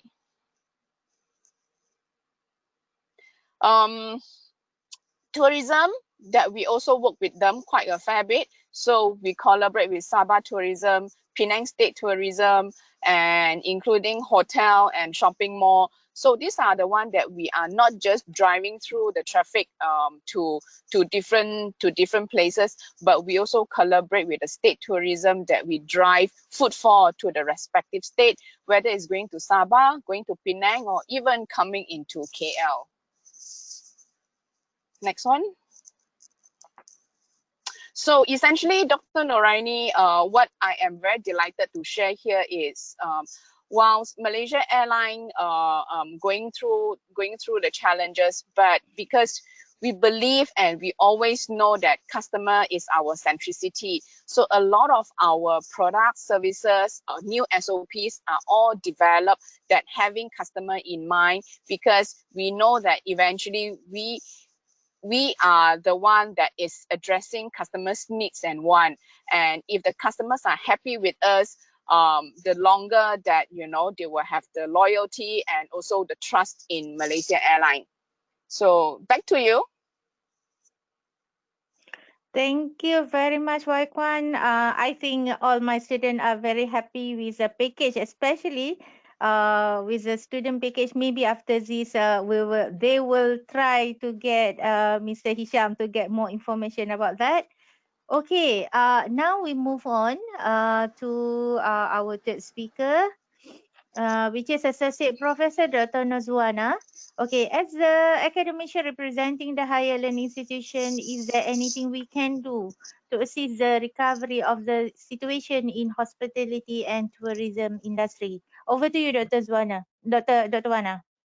Okay, thank you, Dr. Noraini. Actually, lots of information and offers from Malaysian Airlines, and I suddenly miss flying, especially with our national carrier. Yeah. Okay. actually, listening to both presenters, it makes me more excited and enthusiastic to share some of the proposal from, some of the perspective from the academic that can help to recover our tourism and hospitality industry in general, and also to assist our national carrier. All right, so next please. So I'm going to give some proposal from the academic perspective, what the university and the academician can do to help to boost up our industry and also our national career. If you look at this slide, I do have 4 main points. The first one is collaboration with industry players. Now, actually, I believe that the academician and also the industry should collaborate better and should collaborate more. There's a lot of business opportunities exist during this COVID-19. Okay, so there's a lot of new services. We never know that suddenly delivery services become a very main, become the main services for us, because we cannot dine out. But now we are bringing the experience of dining out in our house by these frontliners or this carrier. And also definitely new system must emerge to compensate or to support all this service. So looking at this situation, I believe that the academician and also the industry should work together to discuss what are the future services, or what are the skills that can support the future services, and also to support the system so that they can better serve and boost up our industry as a whole. Okay. Additionally, we believe that research play a vital component to gain more knowledge or more information to improve things. Okay, so research also suggests that we should create virtual internship program, because currently students cannot really go out to the industry to gain or to do their placement, industrial placement. So what we can do to sustain or to maintain the skills that they need to achieve before they are ready to serve the industry is to create a virtual internship program. Maybe the academician and also the industry players should work together and to discuss how the internship program should be conducted in the future, so that the skills can be maintained. Yeah, and also on top of that, I believe the university can do a lot of meaningful and beneficial research with the industry player. Okay, the academician have a theory part, knowledge, and all the other inputs, but people from the industry can provide us with the actual things or with the real things happening in the industry. So with that, we really hope that we can get some support from relevant agencies, from Tourism Malaysia or any other agencies, to provide grant, or even our national carrier can allocate certain amount of fund for academicians to do research that could help them to improve the current condition. Well, they also need to be involved in the research, because they are the feeder or the information provider, so that we can do a good and beneficial research. Yeah. University also can do case studies of our national carrier to explore, to examine, to identify suggestions for improvement, right? Among the research that can be done, not limited, but include identifying new tourism product, because we are now, everybody is like very innovative, very creative, because we are under pressure. We come up with a lot of things. Okay, and it is very interesting to see our national carrier staff doing selling burgers and all those things. It's good, it's good.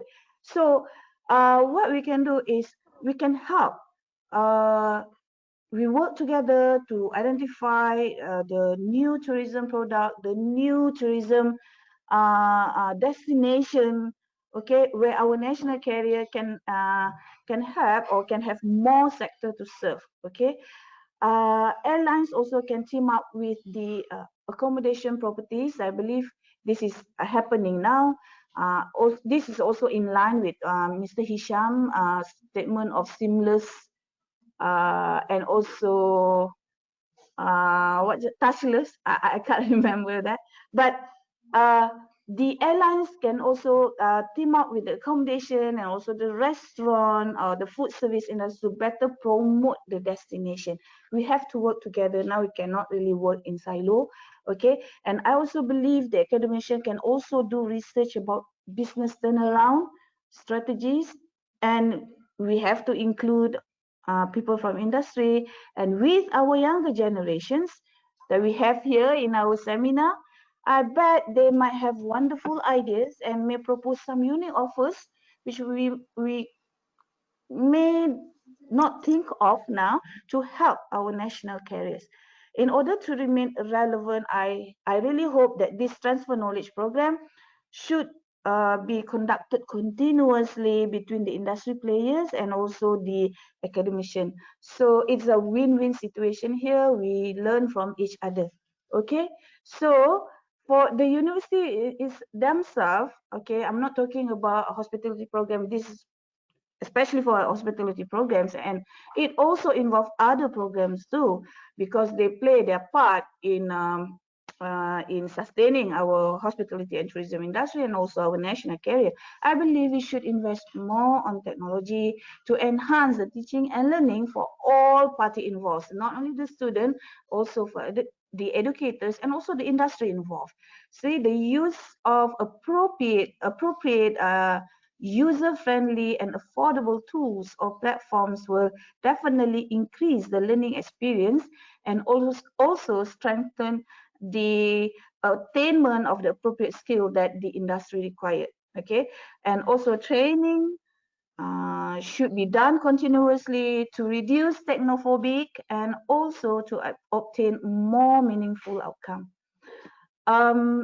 Finally, I believe that the curriculum of our hospitality programs and other relevant programs, and other related programs should be made fluid or flexible. Okay, why? Because we don't know our future. We don't really know what's going to happen. So we have a learning from these COVID things. We have to make sure that our curriculum must be fluid and flexible. And I believe this can also be applied by the MAS Training Center in teaching their staff. Yeah, curriculum developed should also now emphasize on risk management. Yes, we do have risk management, but before this, maybe it's not too much, but now maybe we want to focus on certain risk management issue and also the use of technology advancement in our syllabus. Yeah. Apart from that, we also need to inject new skills and knowledge that we found during our collaboration with the industry players. So these new knowledge, these new skills need to be integrated in the curriculum to accommodate the new services or the new system that will exist in our future hospitality and tourism industry. And we also need to make our teaching method various and interesting so that interactive teaching method will encourage the sustainable of our learning experience. So with that, I hand it over to you, Dr. Noraini. Thank you so much. Okay. Thank you very much, Dr. Norzuwana. There's a lot of things as a researcher that we can do, I believe. All right. Yes. So now I can see Dr. Hiram, Associate Professor Dr. Hiram Ting is here. Actually, I am really waiting for Dr. Hiram to appear in the screen, and I'm so happy to see his face today. Okay, so Dr. Hiram, maybe I just wanted to, I have a question for you. Okay, as a scholar in the hospitality and tourism industry, this is also your expert area. What is your advice to our student, to the participant, how to play our part to assist the recovery? And maybe there are some other points that I believe you have a lot to share actually with us. Yeah, so the floor is yours. Over to you, Dr. Hiram. Thank you, Dr. Noraini. Good afternoon. My name is Hiram. First of all, I would like to apologize for being late. Now, I understood that most of the participants are students. So I would present something related to all of you. And I titled it as Empowering Our Youth. When we talk about tourism recovery, when we talk about the way forward, our youth plays a very, very crucial role. Now, moving on to the next slide, as always, I would like to express my gratitude to the host, UiTM Perlis, and all the supporting partners. I'm so glad to learn something from Malaysia Airlines personnel about how our national career is doing, standing upon the shoulders of all the speakers, all their presentation. I would just like to share my thoughts, my views about the roles of our youth today. They are definitely our future, and we want all our students today in this particular platform to realize that you play a very crucial role, not only to recover tourism, but to make this world a better place. I'm actually not really a tourism person. If you look at the next slide, I'm actually a marketer. I'm actually more a HR person. But a few years ago, one of my students was a director from a tourism board. So that was my first encounter. I became interested in research related to tourism, hospitality, and I began to do research about it. So you have publication, teaching, stuff like that. At the same time, in order to really understand tourism and hospitality in the real world context, I have also begun to mix with practitioners in travel industry. And this is why, again, I like what was presented earlier, the combination, the synergy between knowledge and practice. At the end of the day, we are all doing something together to recover tourism, to make sure if we restart tourism, if we go back to normal, it will be something better. It will be something stronger. We don't want to make the same mistakes. We learn a lot. We learn lessons in the past few months. How can we make it better? So that's the spirit that we should have. Now, moving on to the next slide. One of the things, well, this is actually the main thing I would like to share with you, is related to responsible tourism. This is something that I'm doing now, how tourism can be responsible. I gave a talk online to delegates in Taiwan, Korea, Japan some months ago. After the speech, one particular delegate asked, how could we recover tourism during or post-pandemic era? My response was very simple, and that is, we have all the know-how, technologies. We have so many expert talks about how tourism can bounce back better and all that. I mean, all of you out there, the students, you do not need to, you can easily go to YouTube and watch so many talks, opinions, comments by tourism experts. So one thing I emphasize is that, can we do it in a responsible manner? And responsibility is not it's not about one person. It's about how we can pool our resources together, not only the travelers, the customers, but also the government, the universities, all the stakeholders. How can we work together in a collective way to make sure we do things in a responsible manner to secure a sustainable future? So this is why human behavior is such a crucial issue. I wrote some papers about it. At the moment, my colleagues and I are also managing a journal. It is called Journal of Responsible Tourism Management. Now, if you move on to the next slides, I would like to talk more. I would like to talk more about youth. To recover tourism, to build back better BBB, we need to empower our youth. To secure a sustainable future, a sustainable tourism, we need our youth to be empowered. We need our youth to exercise their responsibility today to be a responsible leaders in the future. They could well work in Malaysia Airlines, tourism, hospitality industry in the future.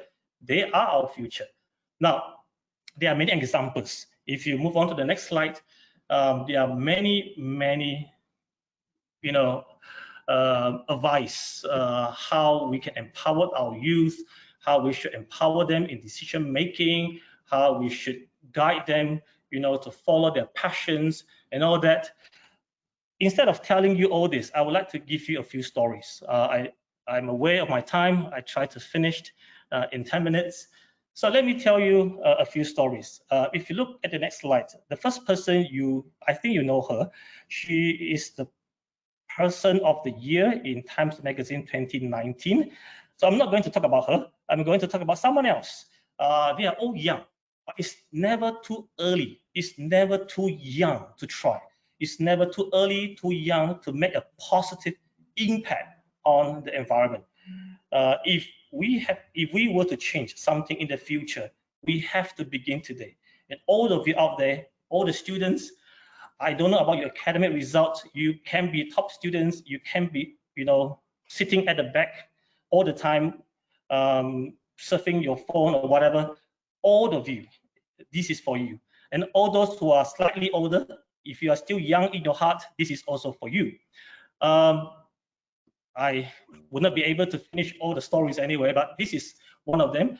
There are two Ryans. One person, he started when he was only 3 years old, okay, recycling. And then now he is actually the CEO of a company, doing all this work to recycle plastic bottles. Another Ryan, same thing. He learned something about clean water when he was still at grade 1. He picked that up and he followed his passion. And today he operates this Ryan Well Foundation, providing clean waters to so many people. Now, moving to the next slide. These are some examples, especially students out there. Your idea is very important. This is like what Dr. Wana, if I pronounce correctly, said earlier. Your ideas can be very, very valuable. This is a case in Malang where this village was really in a terrible situation. The students visited the place. They came up with the idea, why not we paint the whole village into a colorful village? The rest is history. That village becomes one of the must-visit places in Malang. Moving on to the next slide, another person called Boyan, when he was 16, he saw in the water. Dr. Hiram? Yes. Excuse me, Dr. Hiram.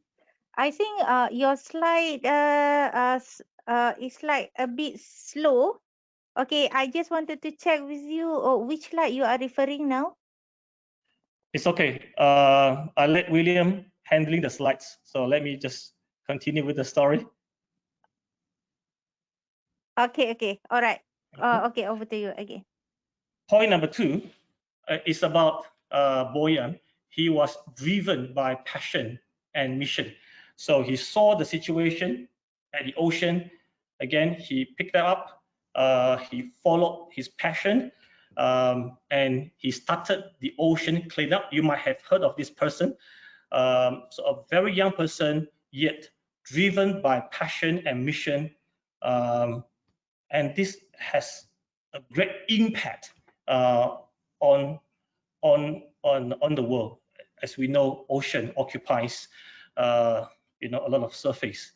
Now another person, start small. Number 3, do what you can first.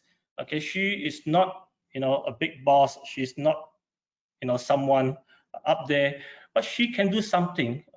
She can exercise her responsibility as a citizen to pick up rubbish at an ocean, at a beach. Every day, after 30 days, the situation changes. It is so obvious. Moving on to the next exemplar, number 4. Again, this is another person, Malala. Education matters. So again, my encouragement to all the students out there, study hard. Okay. Now you not only study in the class, there are so many things you can learn. You can take the lead. I still remember when I was in New Zealand, I was assigned to a group of 12 people, and there are 7 nationalities, 7, from Taiwan, from Korea, from Japan, from Malaysia, from Nigeria. It was a mess in the beginning. And I was not the leader, but after a while, I decided to take some leadership role, to communicate with all of them. So education is not only about learning things in a class. There are so many opportunities for us to learn how to communicate, how to solve problems, how to think critically. I hope we take all the opportunities available to us to learn all these skills.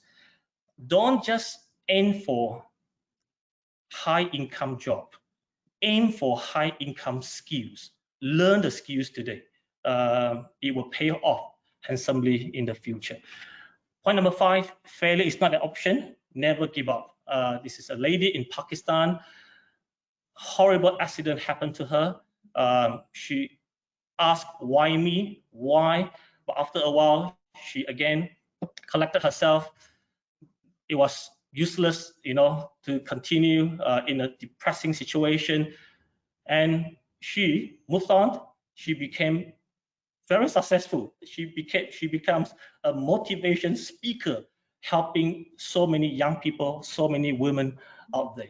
Number 6, be persistent. This is a case in Indonesia. 2 young ladies, what they wanted to do, no one cared at the beginning. No one believed they could do anything, but they were persistent.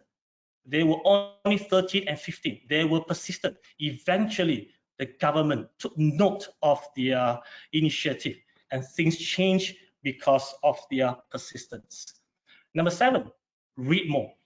My dear students, please read more. You have to read. Not only you read your textbooks, read things out there. I believe Mr. William presented expert briefing at the beginning. Read expert briefing. Read all this. Reading is the best investment of our time that we can make. Read more. Again, your knowledge will reward you in the future. Next one, keep working, be open. I'm not sure if you know this person, Austin Russell. He started this company, Lumina, at 17. Now at 25, he is a billionaire. Okay, let's put aside his wealth. The point is, look at his quote on the slide. It has been incredibly intense, exhausting.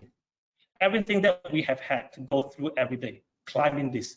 And of course, it is incredibly rewarding to have the opportunity to go out now and enter the public markets and scale through this IPO SPAC.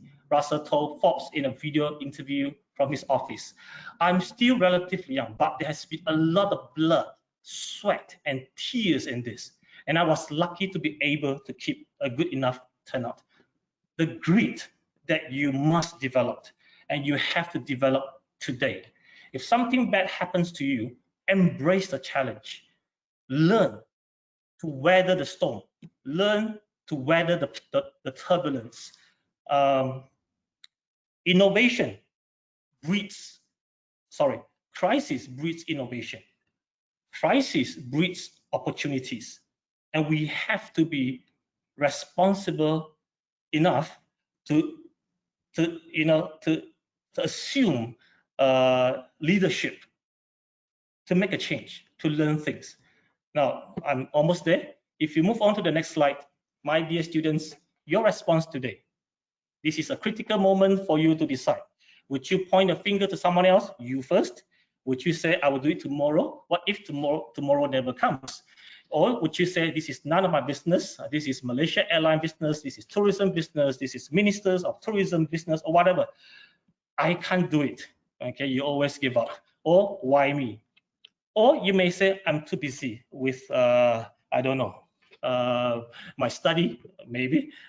Or would you respond in an affirmative way? Let's do it. Let's learn things today. Let's grab the opportunity today. Let's embrace challenges. This is our time. This is opportunity for us to learn, and to learn responsibly, so that we can make the world a better place tomorrow. Now, there's another term, and it goes, those who survive are not the fittest. Those who survive are those who adapt. It's no use to complain. It's no use to murmur. It's no use to compare. It's no use to compete. You just have to be the best version of yourself, and you have to start today. So these are the points. If you move on to the next slide, tourism recovery, travel industry, and national airlines need all of you. These are the things that you can do. Apart from that, stay healthy. Don't drink too much soft drink. Don't eat too much junk food. We need you to stay healthy, stay longer, so that whatever you have, whatever that is accumulated in you, you have time to implement, to make a positive impact on the community. So much has been said about AI technology.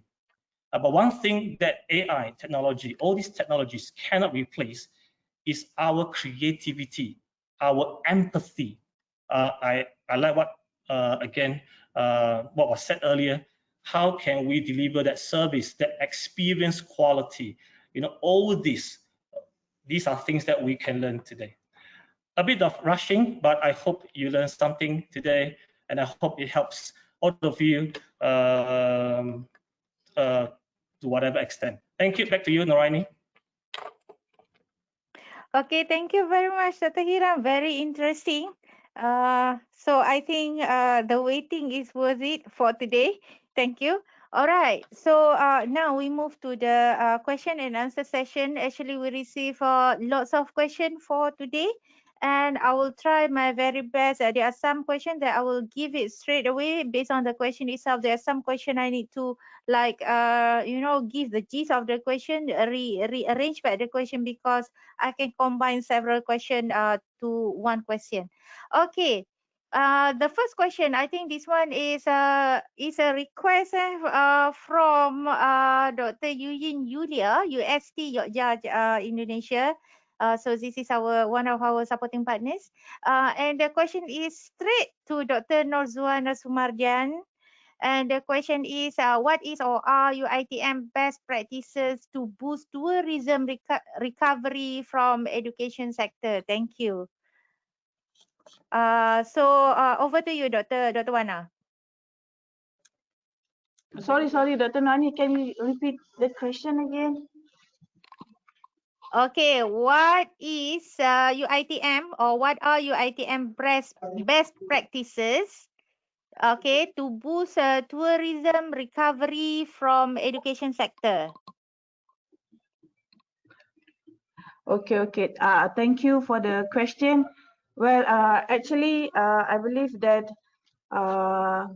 UiTM is working so closely with Tourism Malaysia in doing some research on how we can boost the tourism industry. Okay, so we work together. We collaborate in searching ideas on how we can help the tourism industry as a whole. Okay, so that's one thing. to help the tourism industry. I believe that's one of the things that UiTM is doing. Okay, and also we also help the industry by participating in any event that are related to tourism or hospitality programs. I believe that's the very basic things that we can do at this point of time. Okay. Yeah. Is there anything you wanted to add, Dr. Wana?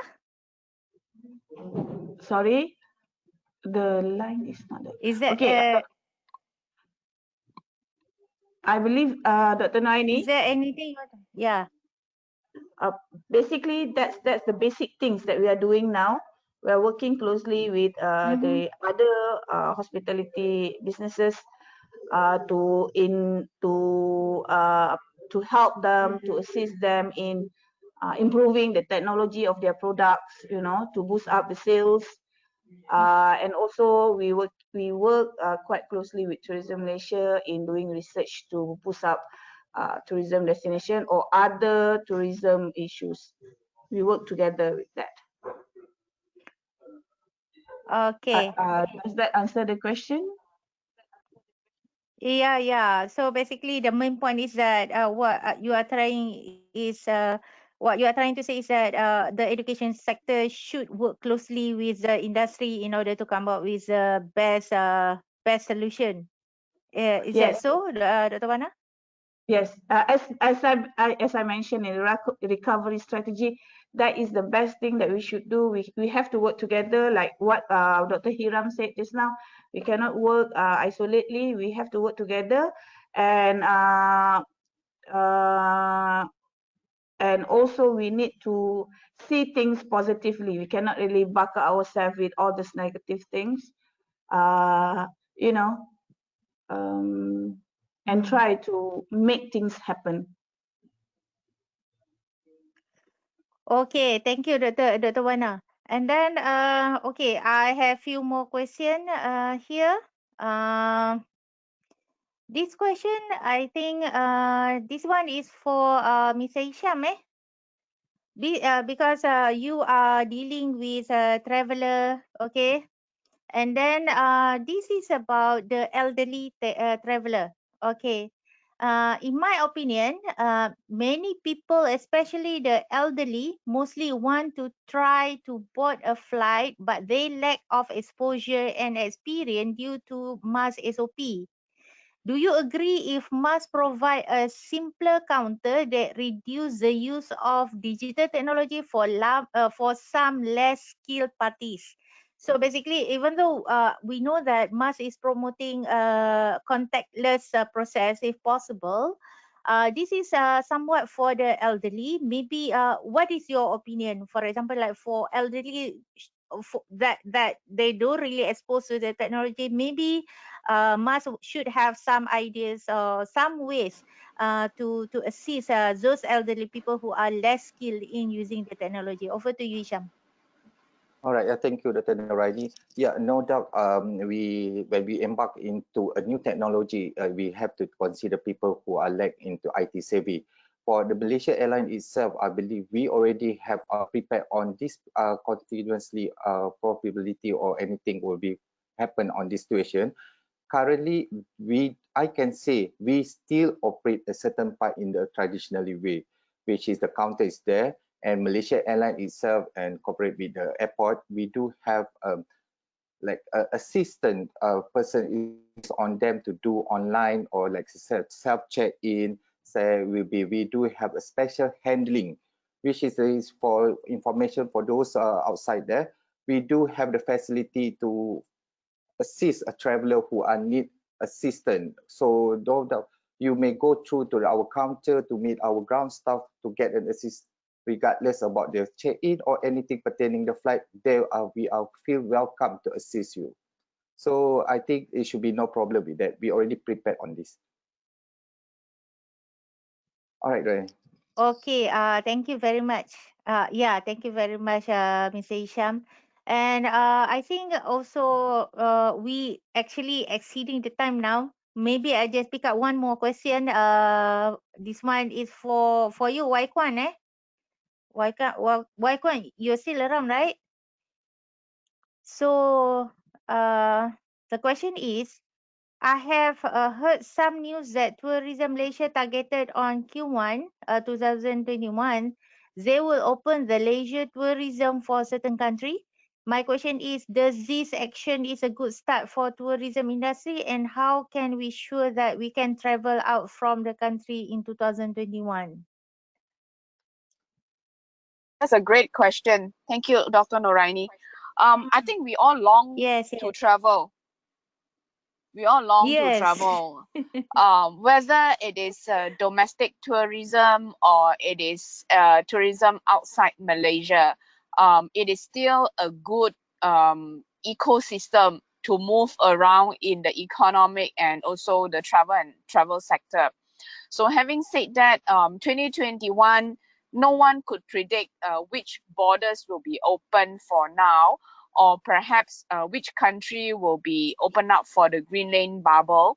And that will also subject to both countries' government come into an agreement that they open up the green lane, whether it is for essential travel or whether it is for sector of tourism or holiday. I think at this moment, no one could predict until the government of both countries has to reciprocate in this perspective, you know. So having said that, whilst we are waiting for the news from the government, let's support the domestic tourism first. Malaysia is a beautiful country, you know, and I believe many of y'all would not have fully explored Malaysia in Peninsula, let alone in Sabah, Sarawak. There are a lot of beautiful places in which, you know, we could actually enjoy and also mesmerize our own homeland first while waiting for the borders to open. Now, assuming when the borders are open, I'd like to quote Dr. Hiram's word here: be a responsible tourist. All right. So when you are traveling, always remember what are the SOP. On top of that, remember to check what are the rules and regulations that imposed by the country that are required, whether it is a swab test or whether it's additional health check requirement or certification or document, even though it is a leisure travel. Always remember so that you're not stranded at the point at the airport and you will be 100% disappointed because lack of information or lack of documentation for travel. But having said that, the answer that I would put forward to the question here is really, you know, while waiting for the borders to open, let's put our hands together here to support the domestic tourism first while waiting for the borders to be open. Back to you, Dr. Noraini. Okay, thank you very much, Wai Kuan. I think we are really exceeding our time now. So it's time for the closing remark.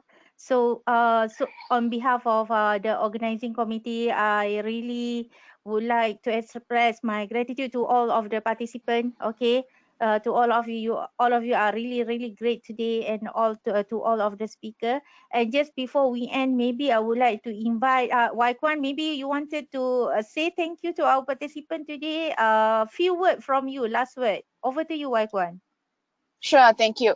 To all the audience, we are very grateful that we have got the chance, you know, to stand here together to share what Malaysia Airlines has been doing in the course of pandemic. You and I, we all know that it is an unprecedented condition here, but let not this condition pull us down, but it is the perfect opportunity that we put our hands together, support the country, support the airline, and also support the national domestic industry of tourism and leisure sector. Yeah. Having said that, Malaysia Airlines definitely is the only national carrier, and we are very proud to stand strong today together with the team and the audience here as we are flattening the curve together in all the effort that we are doing. All right, back to you. Thank you very much, Kuan. Yes, thank you very much, Kuan. And also, on behalf of UiTM Perlis, I would like to invite our Head of Department, Faculty of Business and Management, UiTM Perlis, Mr. Wan Muhammad Yasir Muhammad Abdul, to give us few words to conclude the session. Over to you, Mr. Wan Muhammad Yasir. Thanks, Dr. Noraini. Alhamdulillah, and good evening, everyone. So first of all, I would like to express my heartfelt thanks, especially to Associate Professor Dr. Hiram as the ambassador from Emerald, Associate Professor Dr. Norzuwana from the Faculty of Hotel and Tourism, UiTM. Again, Madam Kuan Wong from Malaysia Airlines, and also from Mr. Hisyam from also Malaysia Airlines. And let's not forget from the supporting partners, Macau University of Science and Technology, China, Research Energy Foundation Indonesia, UPN Veteran, Jakarta, Universitas Sarjana Wijaya, Taman Siswa, the Islamic University of Jaipur, Pakistan, and again, special thanks to Malaysia Airlines and Emerald for supporting the program and talk. And last but not least, thanks to the committee members and the lovely voice, Dr. Noraini. Thanks to all, especially the participants for listening. Thank you. Okay, thank you very much, Encik Muhammad, Encik Wan Muhammad Yasir. Thank you very much. So I think that's all for us today, and thank you very much for all the wonderful participants. I do believe that everybody really have a fruitful information. It's a great discussion today. There's a lot that we know about the Malaysian airline, about the tourism and hospitality industry in Malaysia. And I hope we can bring that back and embrace every moment. Even though we are in the pandemic, actually, we still can travel, we can still enjoy ourselves. And with that, also, again, I would like to thank all the speakers today, Dr. Hiram Ting, Associate Professor Dr. Norzuwana Sumarjan, Madam Wong Kuan, Mr. Hisyam Seliman, and to all of the supporting partners and all to wonderful students and lecturers from UiTM, from Malaysia, and from international. So hope to see all of you again. Have a great day, everyone. Thank you very much. Thank you.